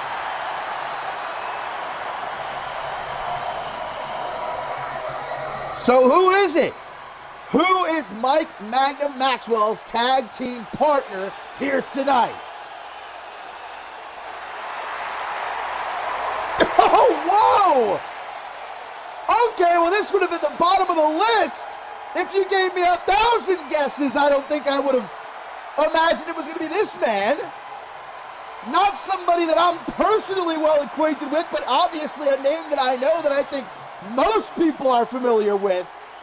Jay Jones here tonight is going to be Mike Magnum Maxwell's tag team partner. I mean, CMV people, you have to be an unk. You have to be unk status to remember, but years ago, he competed on Unmatched for a good while.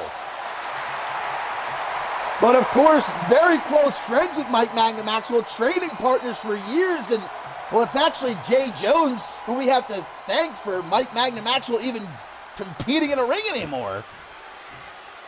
What a shock this is for no one more than Police Squad, I'm sure. As Bill Jones gets things started against Mike Magnum Maxwell. Oh! Not who he was targeting, but at least he took out one. And a very early tag. Yeah, we don't want to wait even a minute. Jay Jones. Ooh, immediately shoved back by Bill Jones. No relation between these two. We've got a great many Jones here in CMV, though. I don't think any of them are related, except for, obviously, the Jones family. You know the Jones family. Those Jones, not these Jones. This is Bill Jones and Jay Jones. That's obviously Amelia Jones, Darius Jones, Emmett Jones I'm talking about. And I'm not talking about Pete Jones either, the Rite of Passage champion. I'm talking about these Jones. You're keeping up, right? Power bomb and a knee to the face. That's a big guy. I don't remember him being this big. It's been many, many years, though, like I said, since those unmatched days. As Mike Magnum Maxwell gets tagged back in. I like that they got the matching attires as well for this one-night-only tag team matchup here on Octane number 162. Quite a favor indeed to cash in. But Maxwell needed the backup. And a hell of a form of backup indeed is Jay Jones. Tag made. And chuck him to the outside. A little bit of teamwork. Boom! Getting caught between a rock and a hard place. Tries to take a dive off the apron. There's Jay Jones, but lands hard on his back. I thought Bill was going to get his knees up, but Jay just such a big dude. Broke both his knees. I mean, Police Squad are getting up there in age. That doesn't mean that their intensity is any less severe, though, as again, Mike Magnum Maxwell found out firsthand a couple weeks back. Speaking of those knees, Jay Jones just smashing them off the steel steps as he tries to throw him. Get him back into the ring. Puts some elbows to the midsection, backing him up. He's going to get back into the ring, forcing Jay Jones to follow, or maybe not. Bro's not in any sort of rush. He's going to play some games, making Bill Jones come for him. Ooh, he almost just kicked the steel ring bars. That probably didn't tickle. Jay Jones looks like going to go after John Smith here to keep himself busy while Jones attempts to recover. Oh, look at this. John Smith saying, I've got the 12 gauge for you, brother. Don't worry about it. Made a mistake. Coming to the aid of Mike Magnum Maxwell here tonight. Now it's Bill Jones a bit hesitant to get back into the ring. Not too sure what that was. Woo! Once again, I've never seen that move before. Now I've seen it twice tonight. Tag to Mike Magnum Maxwell. And a tag made to John Smith. Just hard hitting. That's the primary way to describe Police Squad. They're not fancy. You're not going to see them doing any sort of, well, I was going to say, you're not going to often see them coming off the top rope just as John Smith goes for an elbow drop, but even that, quite old school. You're certainly not going to see them doing the things that Mike Magnum Maxwell could do in that ring. They hit hard. Tag to Jay Jones, but it's brought them great success in the past. Former Fusion Tag Team Champions. I don't know if Jay Jones ever won championship gold here in CMV. I can't remember. Again, he was around for quite a while. I think maybe a couple of years even on Unmatched. Could be wrong. I know obviously a champion pretty much everywhere else he's been. As John Smith tries to get dirty, who would have thought? Not the crooked cops. How dare they? Oh, big snap power slam by John Smith. As Jones might indeed be regretting right about now taking Mike Magnum Maxwell up on this plea of help. Single knee backbreaker and another. They very nonchalantly make the tag to Bill Jones. Well, still to come, my friends, here tonight on Octane number 162. We're going to see Minohoro Takanashi in action after he laid out the Anarchy champion Tommy Wise last Octane. Also, the CMV champion, Fidel de la Rosa, is here tonight. He's set for action. Going to have his wits about him, though. Remy Martin stalking him. We saw what went down last Octane. And our main event, Thea runs the gauntlet. Can she? Will she make it to Climb to Fame? Or will her dreams be dashed here in tonight's main event? Mike Magnum Maxwell, hooting and hollering, catching Bill Jones off guard right there. He's an old man. That hurt his ears. Tag to Jay Jones, who's going to come off the top with a big body splash. Now Swanton, or Senton. Ooh, cameraman. Great angle that was right there. Out of the Irish whip. Elbow to the side of the head. Knocks Bill Jones back, giving Jay Jones some room to operate. Not enough, though. Taking it down. And Jones, I love it, wastes no time. No hot dog and no grandstanding. Maybe he should have done a little bit of hot dogging. Jay Jones digging into him. Irish whip, though, gets countered. Into the corner, another elbow upside the head. Jay Jones really, I feel like, shouldn't be able to do a lot of the things he can, being a man the size that he is, but kick to the knee. So fast. Slam to the corner. Thinking about making a tag, maybe? No? Turning Bill Jones around. He's just giving him the work. 360. German suplex. I don't think it stops there, brother. Boom! Waist lock lariat trying to take his dang head off.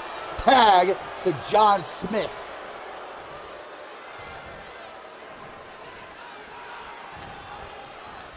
Send Jay Jones off the ropes. Woo! You saw how high he got him? Up into orbit, Jay Jones was just nearly thrown, dude. And caught him on the way down with that cheekiest of jabs. Jones giving some time to recuperate, though. Dropping a couple of forearms on Billy Jones. I mean, Bill Jones probably is old enough to be Jay's father. We don't know for certain, but I'm pretty sure Jay Jones isn't British. So that's a big factor there. Standing moonsault attempted, but gets out of the way. This Bill at the very last second. What a knee. Just got the leg. Mike Magnum Maxwell asking for the tag. You can see that his friend here is in a bad way. Jay looking out for himself with that kick upside the head. Keeps countering Irish whips, though. And a beautiful disaster kick. Now Maxwell pleading with Jay Jones to make the tag. They're absolutely hard-headed, though. Will Jones relent? Thinking about it. Thinking about it. Thought about it. Well acquainted with the top turnbuckle. I think that pop-up jab has really rocked Jay Jones' shit. Right up here in the corner, kicks him through his own legs. As now Bill gets caught by arm, by leg. Dragged out toward the middle of the ring. Jay Jones. Boom! From orbit drops a bomb. Bill Jones has got some of his gold teeth knocked out, I think. But John Smith is there to look out for his partner. As finally the tag is made to Mike Magnum Maxwell. Who's going to look to follow up on the damage done by Jay Jones there with a springboard moonsault into the pin. Will it be enough? Big message sent to Schmitty. Kick out at 2. Now Schmitty might have some friends, but obviously Mike Magnum Maxwell has some of his own. Counter and the Irish whip attempt. Elbow to the side of the head though. Mike Magnum Maxwell out of the corner with a dropkick. Golly. Maybe the nicest dropkick I have ever seen. Bill Jones not impressed. Not impressed at all. Better be impressed though. Reverses the Irish whip. Knees here. As John Smith shouting some expletives right at Mike Magnum Maxwell, but the former Anarchy champion is paying him no mind. Big boots right through his chrome dome. Gonna get him out of that corner is the right idea. Making a tag to Jay Jones. Getting it done together. What friendship's all about. Oh no, and Jay Jones! Using his rear end like a battering ram. Kick to the back. But Bill with the wherewithal to know where he was and roll out of the ring, but does not roll to safety. Jay Jones with some hefty stomps to the chest before throwing him back into the ring.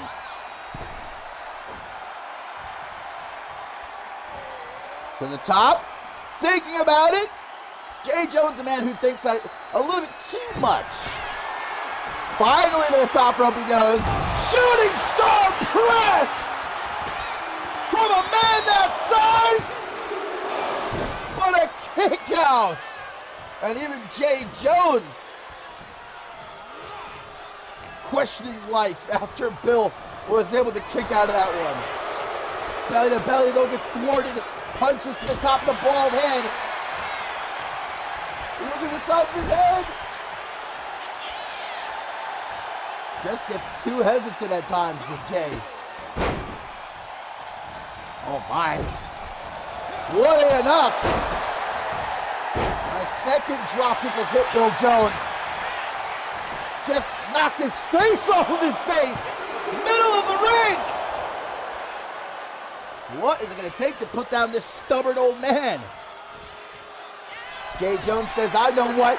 Not another shooting star press. No. One now from Jay off the top. Cross body. Perfect form as if straight out the textbook. Puts him into that corner. Slow approach. You never know what it's going to be. He's washing Bill's face. Much like Magnum Maxwell.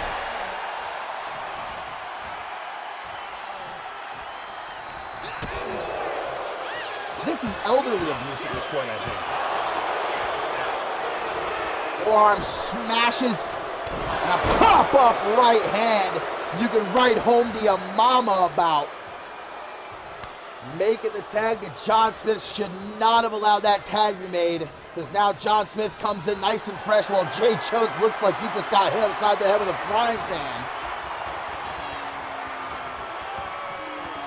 What power to do that to a man as big as Jay Jones is? In the corner he sends him. Oh, tag to Bill Jones, Vintage Police Squad. Running power slam. And now Billy off the top. Oh no, he missed the elbow though. He missed it. What's happening? He's taking one too many shots in the head as Bill Jones in this match. Ran into the ref, goes for the pin, just says to hell with it. Oh no. But Bill Jones. Oh, what the hell? What is this? Kick out by Jay. He got him with the crotch slam, brother. Oh, hell no. Jay Jones needs a tag. hit about as badly as can be right now. Wrenches the arm. Yeah, I think we need to call up medical, have them ready for Bill Jones. Low down! Into the pin. Bill doesn't know where he is. He's going to make the save? Luckily, he doesn't have to. John Smith kicks out on his own. And Jay Jones with a very smart tag to Mike Magnum Maxwell, because Jay is feeling some type of way at this point, I imagine, as well. Springboard moonsault by Mike Magnum Maxwell. He hooks the leg, but still only a 2 count. Mike Magnum Maxwell got some guns on him. The police squad, they're going to confiscate the illegal firearms, but Maxwell pounded all thing you all do is suck. Trying to get into the corner, Johnson. Little accidental contact there by Jay Jones, obviously trying to help out Maxwell, but inadvertently kind of clipped him with that punch. And John Smith having a laugh at the expense of the former Anarchy champion. Tries the Irish whip, reverses though. Sends him into the corner. Big bow to the side of the head. They're looking for a power bomb. They're going to drop him right in front of Jay Jones. Disrespectful. And Maxwell's going to have none of it. Gets himself up out of the corner. Whoa, tries for... I don't know what he was trying for there. Jumping cutter perhaps or something. But John Smith says enough of that then. Power slamming a tag to Bill now. Heck of a tag team matchup. I'm getting a little bit worried it might end in a draw. I mean, we still got plenty of time. Well over 8 minutes on the clock. It's like neither of these teams willing to back down. And understandably so. Police squad out here doing Schmitty's bidding. They don't want to let him down. Their new boss, apparently. Well, the last thing Mike Magnum Maxwell wants to do is give Schmitty any sort of, well, more satisfaction. And let down Jay Jones, who came all the way out here to help him. More knees in the clinch. But Bill will get himself up. Might have to get a room ready at the local home at this rate. I want to see a replay of that crotch slam. Might be onto something. John Smith tagged back in. It's crucial, especially so late to a match, for the frequent tags. And of course, police squad, the veterans that they are, know. That's why you're seeing them tag in and out, in and out. God, watch him get disqualified here. Our lenient referee wants to put him into the corner. But Mike Magnum Maxwell wants to go nowhere near that corner. We'll make the tag to Jay Jones, who's hopefully had enough time to recover after the shellacking he took.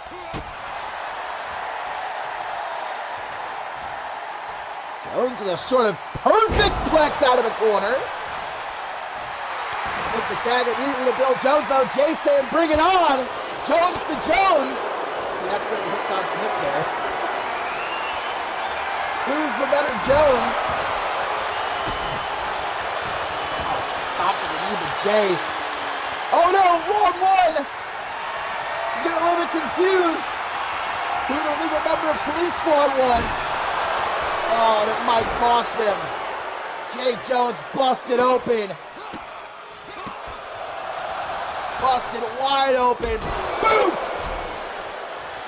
Upside the head as he goes for the pin. A dirty pin. This is how they beat Mike Magnum Maxwell too. No, you gotta be kidding me.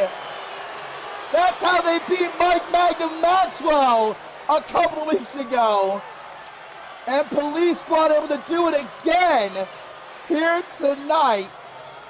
I mean, that was just a crucial mistake made by Jay Jones. He targeted the wrong police squad member. He forgot that Bill got tagged in. Maybe he didn't see it. I don't know. But it cost him big time. Crooked cops. Not playing by the rules, but as we saw a couple weeks ago, as we see again here tonight. And Jay didn't even know where he was. I don't even think the dirty pin was necessary. Well, Schmitty is going to be all too pleased with this outcome.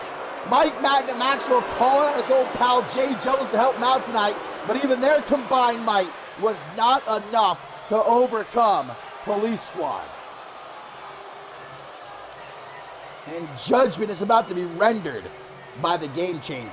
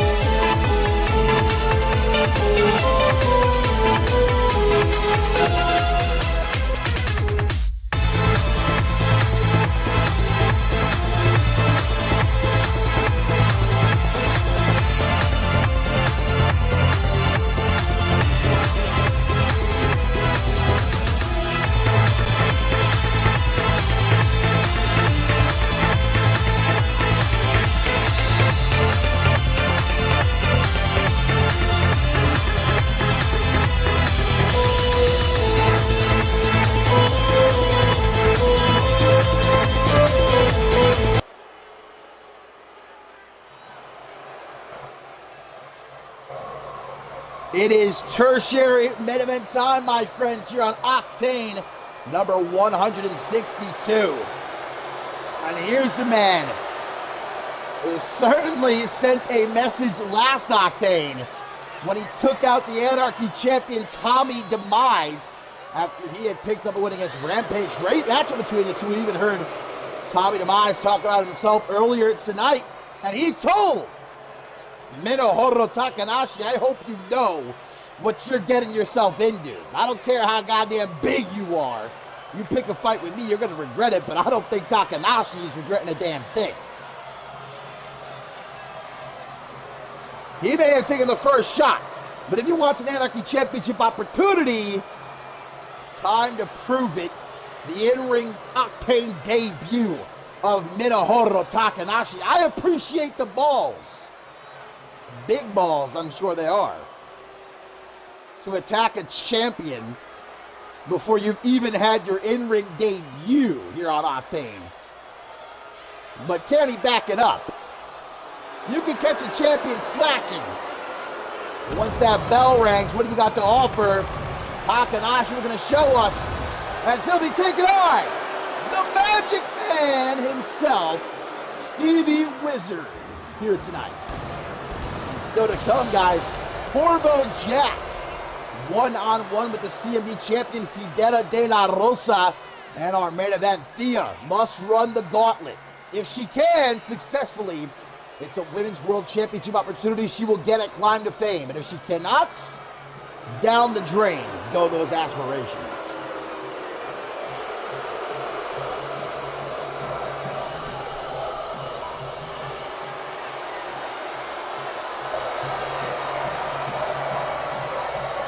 Stevie Wizard, NGW alumni. Since returning to CMV, though, toward the end of last season, he was a surprise entrant in the Men's Royal Rumble match. Not gone all too well for him. I got a distinct feeling tonight that's not going to change, but then again, I could be very wrong. He is the Magic Man, after all. Does get the drop on Minohoro Takanashi there. You might have guessed, hailing from Japan. I didn't know they made him like this out of Japan, bro. This Minohoro Takanashi, a beast of a man. He almost put Tommy Eye straight through the canvas last Octane. I swear to God, I thought we were going to have a hole in the middle of the ring. As Stevie Wizard down in the side headlock, but something tells me that this man ain't much for straight up wrestling. He's going to take to the air, though. I mean, what's he got to be? 6'4", maybe 6'5"? Probably at least 280, 290, if not 300. And he just came off that top rope like a little thing with a shaking man. Into the pin now, but a kick out at 1.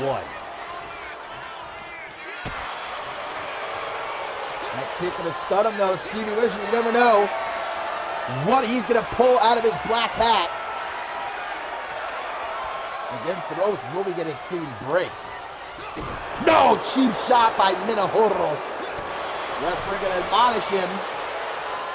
Brave. Dropped out of the ring. Stevie Wizard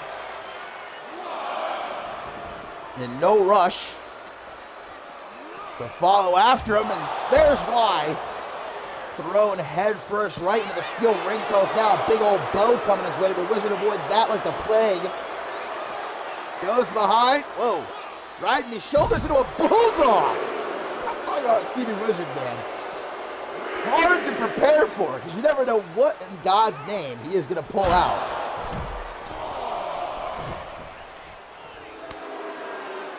Wizard. Telling Takanashi, come on then, brother. You want to prove yourself.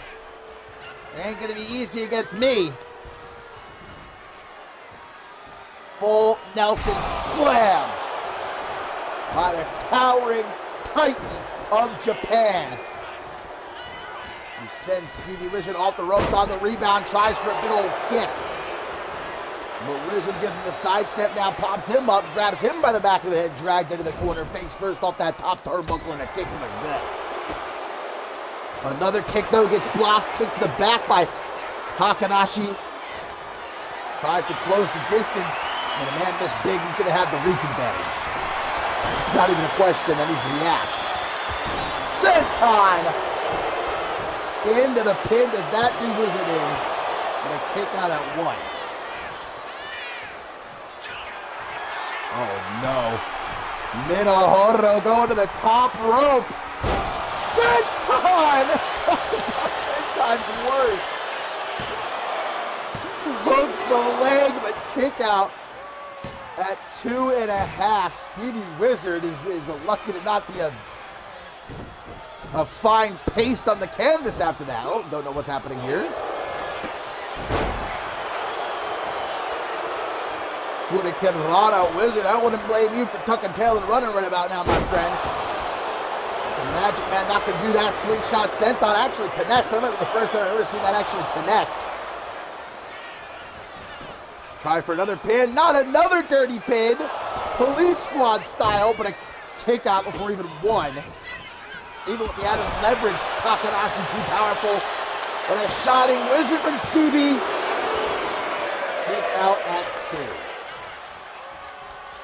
Oh, Wizard's getting desperate here. And I can't say that I blame him as he takes off the top turnbuckle cover. There's that elbow of his! Referee has seen the exposed turnbuckle as Takanashi avoids the elbow. Oh my God!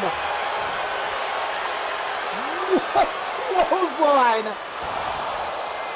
Oh, and I had the match 1-2, but thanks to the ref being distracted with Stevie's antics, actually ended up saving him there. Trying to knock him out of the ring. Stevie Wizard, though, with a complete shot, hooks the leg. Kick out at 1. At 1.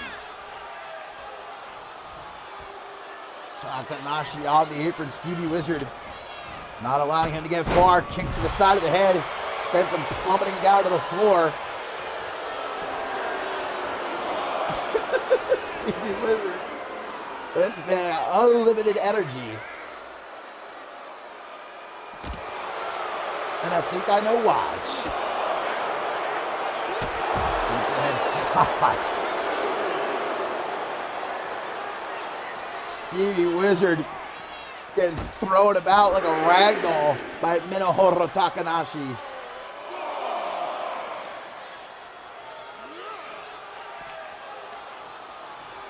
And again, but no, Wizard this time able to reverse the Irish whip.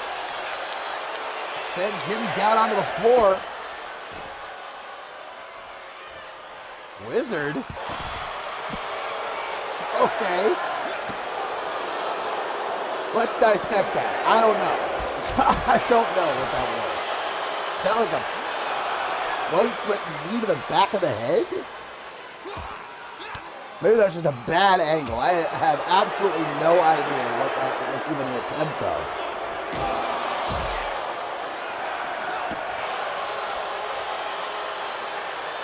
Minohoro stomp to the gut of Stevie Wizard. Ref already up to a count of 12. Come on, guys, you got 20 seconds to get back into the ring. Let's do it, huh? What do you say? What do you say, guys? Stevie, please. Knee to the gut. Even after getting his head slammed into the steel barricade. Minohoro Takanashi's back in. Come on, you don't want to win your Octane debut by count out. Well, I don't think Stevie Wizard's getting back up. After everything Minohoro has done to him in this match. Takanashi takes the count-out win as Stevie Wizard is unable to beat the count. It might give him another 100. He might not be able to get back in.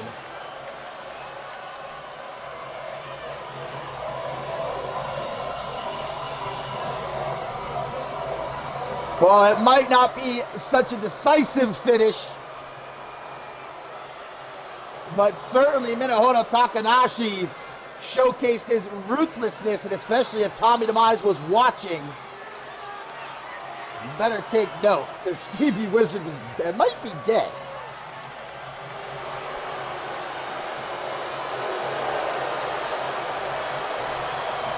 Minohoro Takanashi with a victorious Octane debut, and more importantly, a message sent directly to Tommy Demise.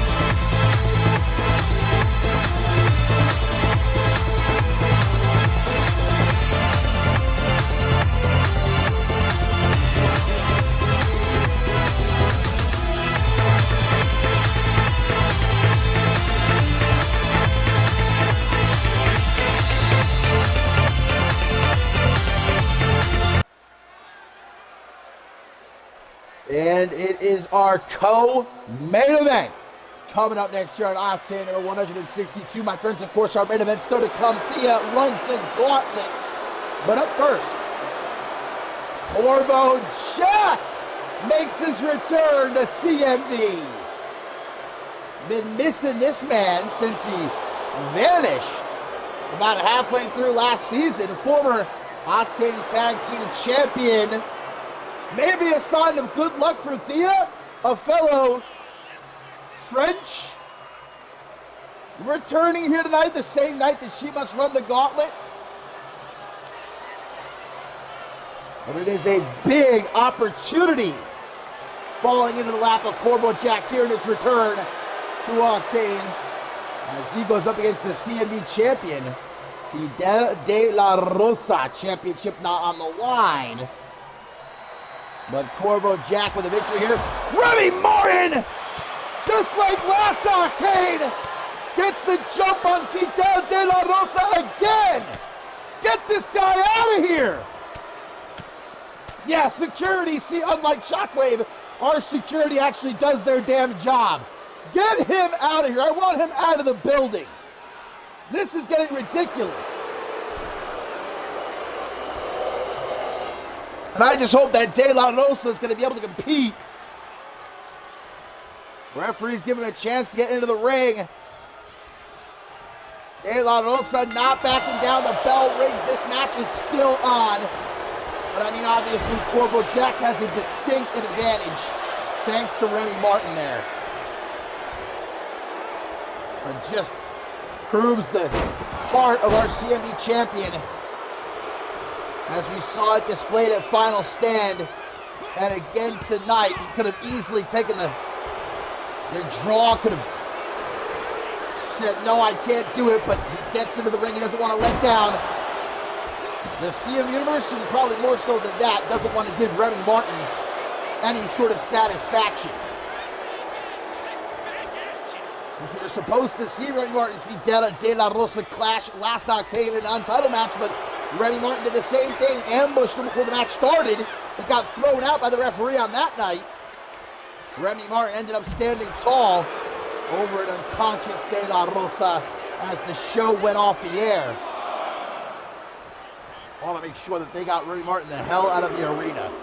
I've had just about enough of this kid's bullshit, disrupting my show week after week after week. But Corvo Jack, one can't blame him for taking full advantage. A former Octane Tag Team Champion. I always thought Corvo Jack had so much potential to be more than that. And maybe now it will be realized that he's back on Octane here in this new season. Knocked up against the steel barricade, but De La Rosa fights back. I swear to God, if this ends in a countout, bro. I swear to God, if this ends in a countout, I don't know what I'm going to do. I'm going to take all the CME referees, I'm going to line them up. I won't tell you what I'm going to do to them, because it looks like this one won't end by countout yet. De La Rosa gets us back into the ring. Corvo Jack, easily one of the most technically skilled competitors we've ever seen enter a CMV ring. Up there, I would say, with the likes of Hall of Famer Jay Young, Hall of Famer Dave Turner. I know that's high praise, but I really do believe it. Gets himself out of that knee bar. And catches the champion with a forearm smash before grabbing him by the back of the head, elbows though to the midsection. De La Rosa going to send Corvo Jack into the corner. Tries for a stop to the midsection, but not quick enough as Corvo Jack, chopped the knee. He just chopped his knee.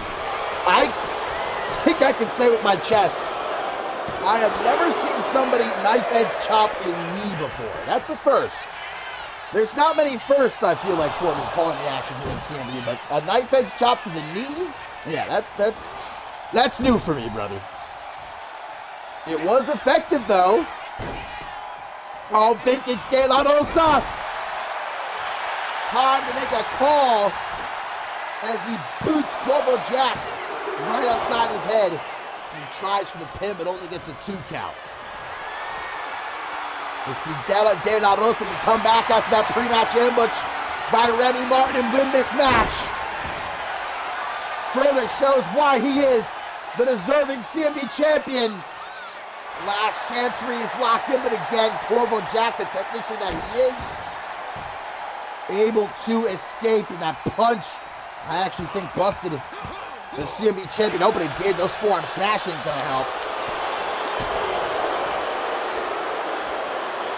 Hooks the arms for a butterfly backbreaker.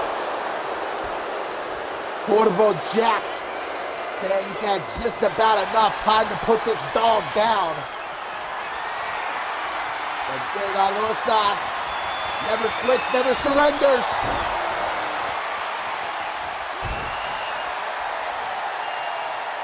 Nobody gave him half a chance at Final Stand. I'll even admit, I myself had money down that he was not going to beat Schmitty for the CMV Championship.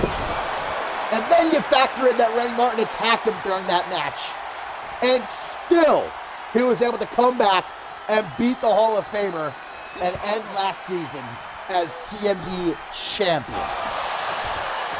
After earning that opportunity, beating 5 other men inside of the Elimination Chamber. I don't know how there's people out there who say that De La Rosa does not deserve to be CMV champion, but, well, Remy Martin is certainly one of them. Oh, what a knee.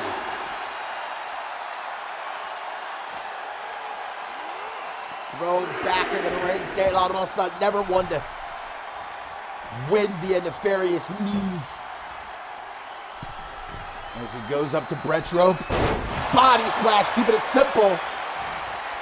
This Corvo Jack maybe too simple. Able to wrench the arm. As he unloads with more of those forearm smashes. Damn, De La Rosa's been knocked totally loopy. Maybe not. Maybe not. Playing a little bit of possum, but Corvo Jack as well with that boot to the side of the head. Chops the knee again. Forearm smash. Puts down the CMV champion as Corvo Jack goes way up top. A moonsault by the Frenchman as he hooks the leg. But does not get the 3 count. Well, he knows what a win this would be to put down the CMV champion here tonight. Frustration's growing, but gotta keep himself focused as he tries to tear apart the champion. There's that boot. Vintage Corvo Jack. But still the champ kicks out. And this time Jack right back on the attack. Vicious is Corvo Jack when he wants to be.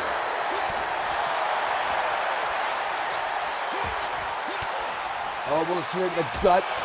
Backing De La Rosa up. Just enough to give Corvo Jack the room he needs. Goes behind him for a German suplex, but both men down. What a match here in our co-main event, despite the attack by Remy Martin before it began. De La Rosa up. Oh, and he shows Corvo Jack how it's done. 1, 2. De La Rosa getting desperate here. When you're desperate, you're dangerous. Corvo Jack fixing for a breather here at ringside, but De La Rosa sticking on top of him like a monkey on a cupcake. Says, you ain't getting far from me, French. Irish whip gets reversed. De La Rosa down on the floor. And down. Surasi driver! Neck driven down onto the floor. Now De La Rosa can get him back into the ring. I'd say this one's done and dusted. And that's exactly what he's looking to do. Oh, but maybe not done just yet. Stomping in the knees of the Frenchman before lining him up. Swinging reverse STO. Vintage De La Rosa, the CMV champion, overcomes once again. You have got to be kidding me. How did he shake security? Call security now. Call security now. I want to know where the hell they are and how the hell he got back in the building. Remy Martin on the stage. De La Rosa saying, if you want to fight, then it's a fight you're going to get. Get security out here now. They nearly killed each other last Octane. They're going to do it again. I want Remy Martin out of here.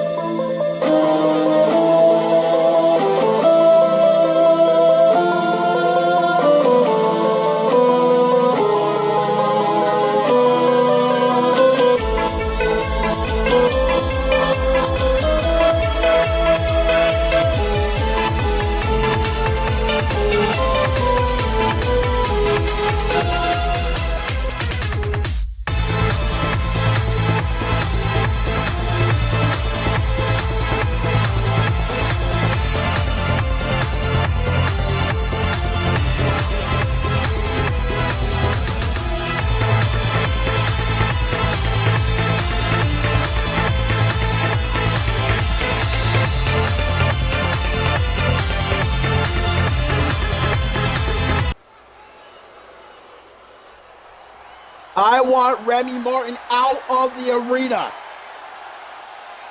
And this time, security better actually do their goddamn jobs. Fed up with Remy Martin and his bull as of late. But let me calm myself down because we still got our main events up next here on Octane number 162. And as you can see, laid out for you plainly on your screen, the rules of this gauntlet match. Thea looking to punch her ticket to climb to fame or see her aspirations go up in flames here tonight.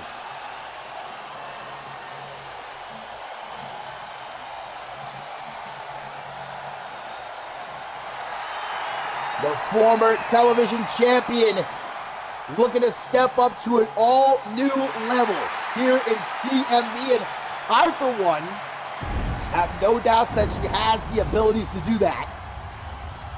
But tonight is her chance to prove it here in this gauntlet match. She'll have to defeat each and every single opponent put before her. If she does, at Climb to Fame, she will face Isabella Almas one last time with the Women's World Championship on the line. If not, it's to the back of the line for our fiery French woman.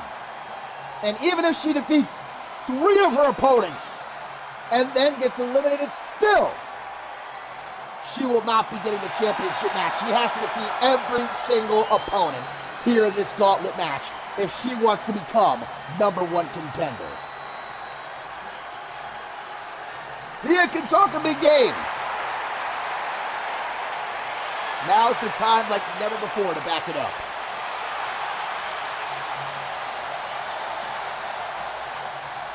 I'm sure she took some kind of sick pleasure watching Isabella Almas defeated earlier tonight at the hands of Piper Goodish.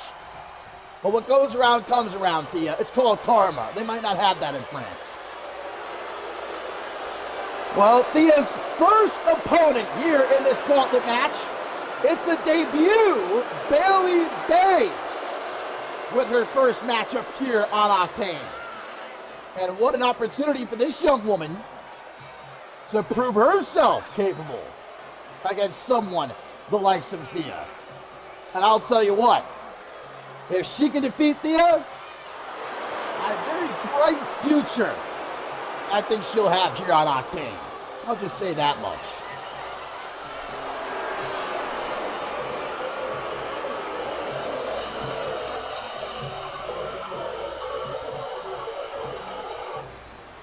It could be all stopped dead in its tracks right here, right now for Thea. Can she even make it past her very first opponent?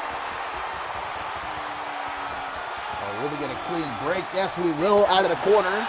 Thea showing some respect to the debuting Bailey Bay. Now backs Thea into the corner. Will that respect be reciprocated? Ha ha ha ha! No, it will not. Cheeky little shot there by Bay. And now slaps her across the face, puts her to the corner. Up on the top rope. Smacking that ass. As we're delivering a neck breaker. I already love what I'm seeing from Bay here. Big fan instantaneously. Thea. Lucky she didn't knock herself out cold right there. As Bay catches him with the bulldog, now up to the top rope. Bailey Bay. Waiting for Thea to get to her feet before going for a cross body. Which, might I say, came straight out the textbook. Climb to Fame, Isabella Almas, the Women's World Championship. That is what's at stake here for the fiery Frenchwoman Thea. And if Thea does fail, well, who will be facing Isabella Almas at Climb to Fame in a few weeks? Maybe whoever eliminates Thea. I'm not going to say for certain. I'm not going to lock that down. But maybe, obviously, we'll need to find a worthy #1 contender. Thea thinks just because she's beaten Isabella Almas She deserves the Women's World Championship match, but guess what? Isabella Almas has also beaten Thea multiple times.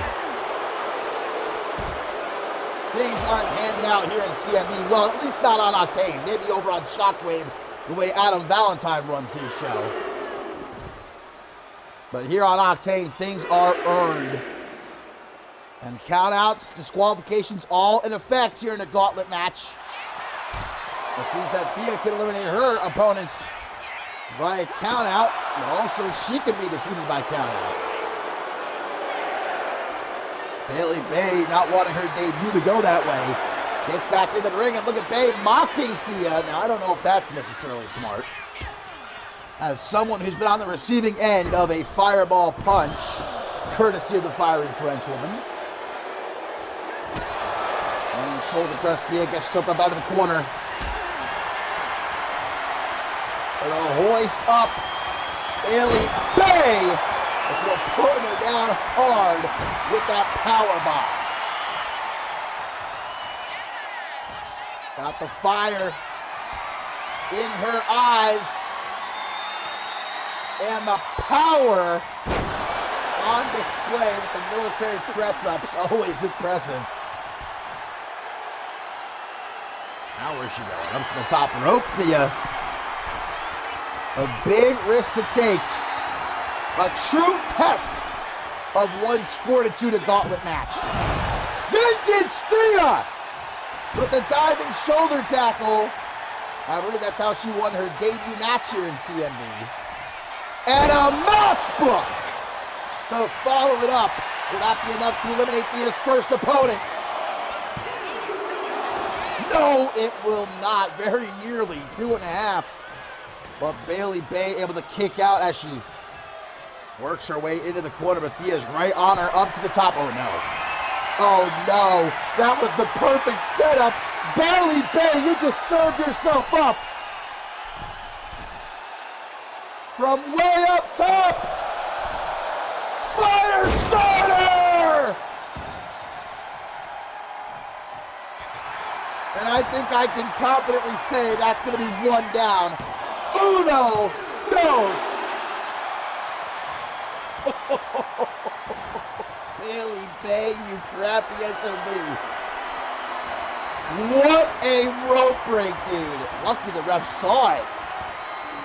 How is she conscious enough to even know where she wants to go for the rope break? Well, it's not seeming like, oh, hang on. Counters that back suplex, turns it into a bulldog. Yeah, I'm a certified Bailey Bay fan. Oh, it drops a leg over Thea. Very agile. I'm going to follow it up. The spine buster. Stacks up Thea for the pin. This could be it. All of Thea's aspirations up in smoke. And a kick out at 2 by the fiery Frenchwoman. Up against the ropes. Oh? Not too sure what that was. But does sit her rear end across Thea's back. Before going up to the second rope, Bailey Bay. In full control right now. Luke's just gonna back her up. Ooh! Well, didn't get all that. That attempted Thea special. Some would call it. You're not going to beat Thea with her own maneuver. Come on now. As she picks herself up in the corner, Thea's got to turn things around. The fact that she's struggling this much with her very first opponent, I think says all that it needs to. And she's still got who knows how many more opponents to go. But a delayed vertical suplex is a thing of beauty, letting the blood rush to Bailey Bay's head. Before deadlifting her up off the canvas for a running power slam. Will that be enough to eliminate Bailey Bay?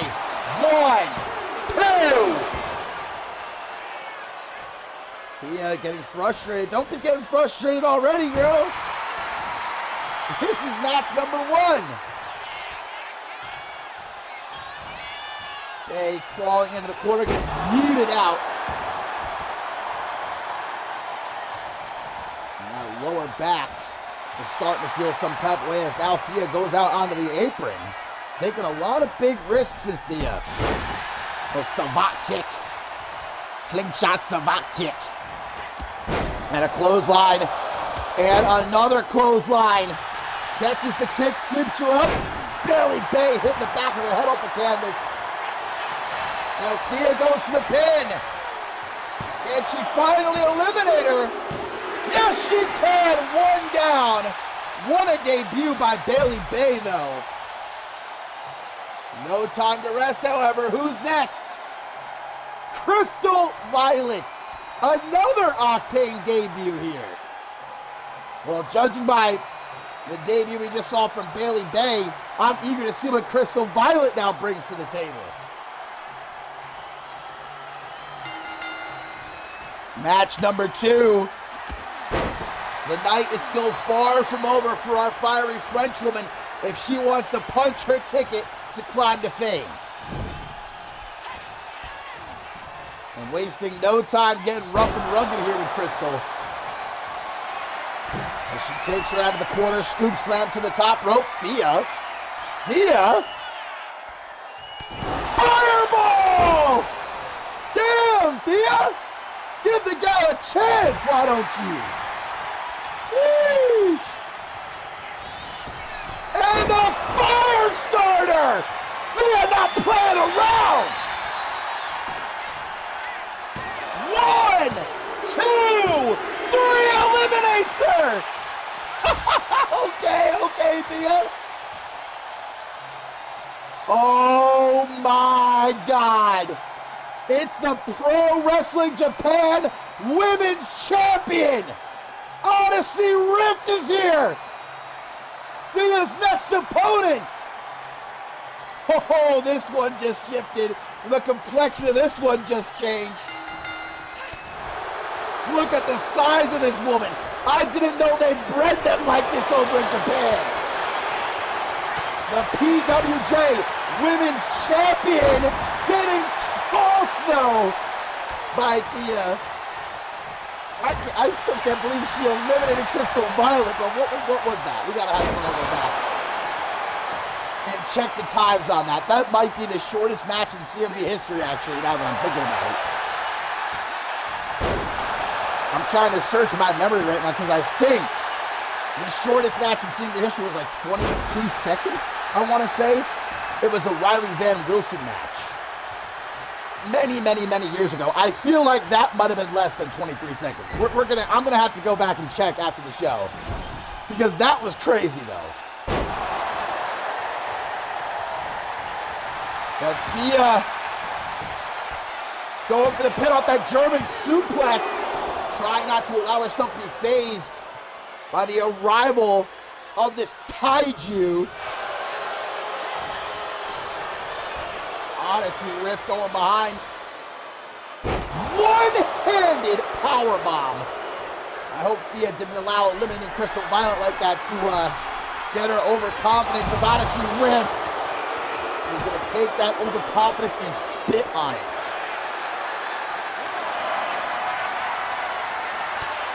Women's World Championship opportunity is what's at stake here for Thea. But if we're talking about world champions, this is the Pro Wrestling Japan Women's World Champion. This is going to be no easy feat for the fiery Frenchwoman, who's going to reset the referee's count. Looks like she doesn't want to risk playing around at ringside. Fair enough. We've already had 3 countouts here tonight. But now she's going to the top, getting impatient is Thea. And that impatience might be what kills her. Oh, man! Who said it? Countered that diving shoulder tackle attempt into a power slam.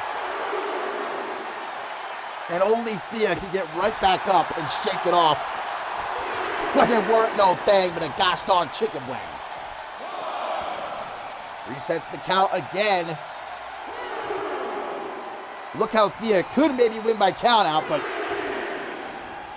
being the egregious sportsman that she is, won't allow that. See, this is why You're not a world champion, Thea. You don't get done what's got to get done and by any means necessary. Unlike Isabella Almas. You can call her whatever you want to call her. She's the champion for a reason. Odyssey Rift taking her time getting back in the ring, but finally she does get whooped by Thea with that double axe handle. Hoisted up, dropped. Chest first across the top rope. And I would love to see the Pro Wrestling Japan Women's Champion challenging the CMV Women's World Champion. Now that is a marquee match. But Thea, we're going to make sure it's just a dream with a pop-up headbutt into the pin. A lot of pin attempts by Thea as she's trying to eliminate Odyssey Rift as quickly as she can, but another kick out at 2. And if Thea can eliminate Odyssey Rift here, she will have only one last opponent to defeat. And the World Championship match at Climb to Fame will be hers. But we're getting ahead of ourselves. She still has to defeat Odyssey Rift first. Scoops her up. Big down to be moving like that. From the top goes Thea. Maybe another fireball. Maybe not. What's cooking in the kitchen for the fiery French woman here? Double axe handle to Thea Special. Not going to stop there, but Odyssey Rift looking to stop her. Counters the Irish Whip, big overhand punch.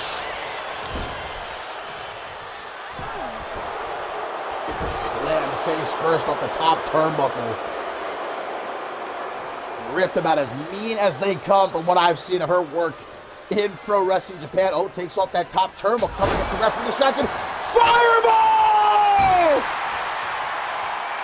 Odyssey Rift trying to cheat. Might be what leads. They're taking the L here in this gauntlet match. Referee has fixed the top turnbuckle just as Odyssey Rift.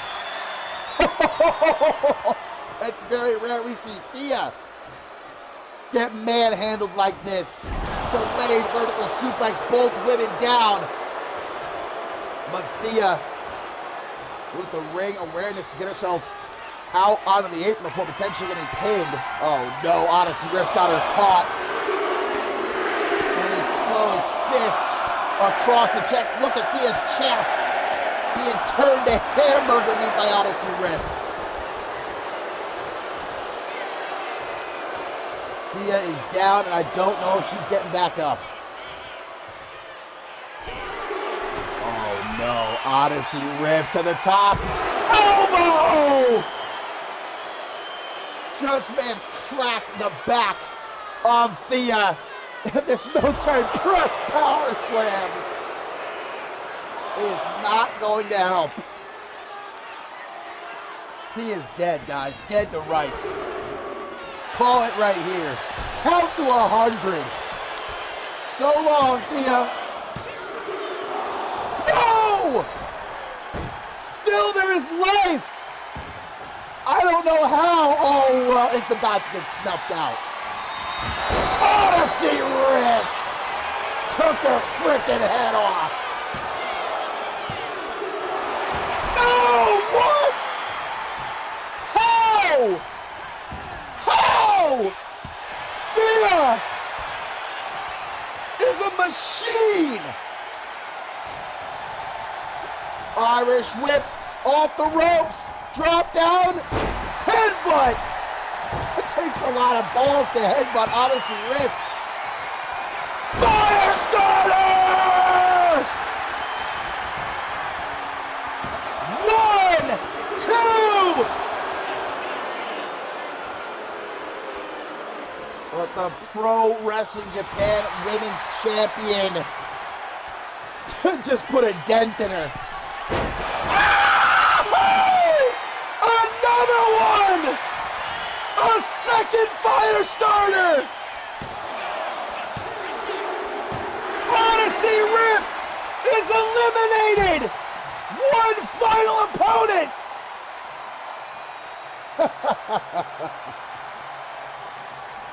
If you want it, Thea, if you really want it, what are you willing to do to get it? Are you willing to beat your own friend? Amelia Jones is all that stands between Thea and a Women's World Championship opportunity at Climb to Fame. This is the last match of the gauntlet. Thea has defeated Bailey Bay, Crystal Violet, and the Pro Wrestling Japan Women's Champion Odyssey Rift. But can she defeat Amelia Jones? What's left? It might be over right here. But the fiery Frenchwoman kicks out as Amelia Jones has been quite hard on Thea these last couple of months. A little bit of tension within the regulators. Finally able to work it out here in our main event. But with a Women's World Championship opportunity at stake, Thea, if you really want to be a world champion, you gotta be willing to sometimes step into the ring against your own friends. You gotta be willing to do what you have to do to put down your own friends in order to make it to the top of the mountain. There's no ifs, ands, or buts about it. There ain't no way around it. Amelia Jones dropped on the hardest part of the ring, the apron. Thea, though, throughout this whole match, has been very hesitant to fight at ringside at all. Oh my God! I don't know if that connected. The camera angle was a bit shitty. If she had missed that, though, she probably would have shattered her kneecap, so who would have known? Amelia Jones thrown back into the ring. Gonna try for a pin, gonna try to keep Amelia down without having to do any serious damage, but that ain't gonna happen, Thea. You have to hurt your own friend. You have to stop Amelia Jones. She has her own championship aspirations. Amelia Jones has challenged for the Women's World Championship before. What if she wants the opportunity, Thea? What are you gonna do about it? Fireball! From out of the corner, and Thea, not a heart's beat. Matchbook, or rather, the fire starter. And Thea is going to Climb to Fame.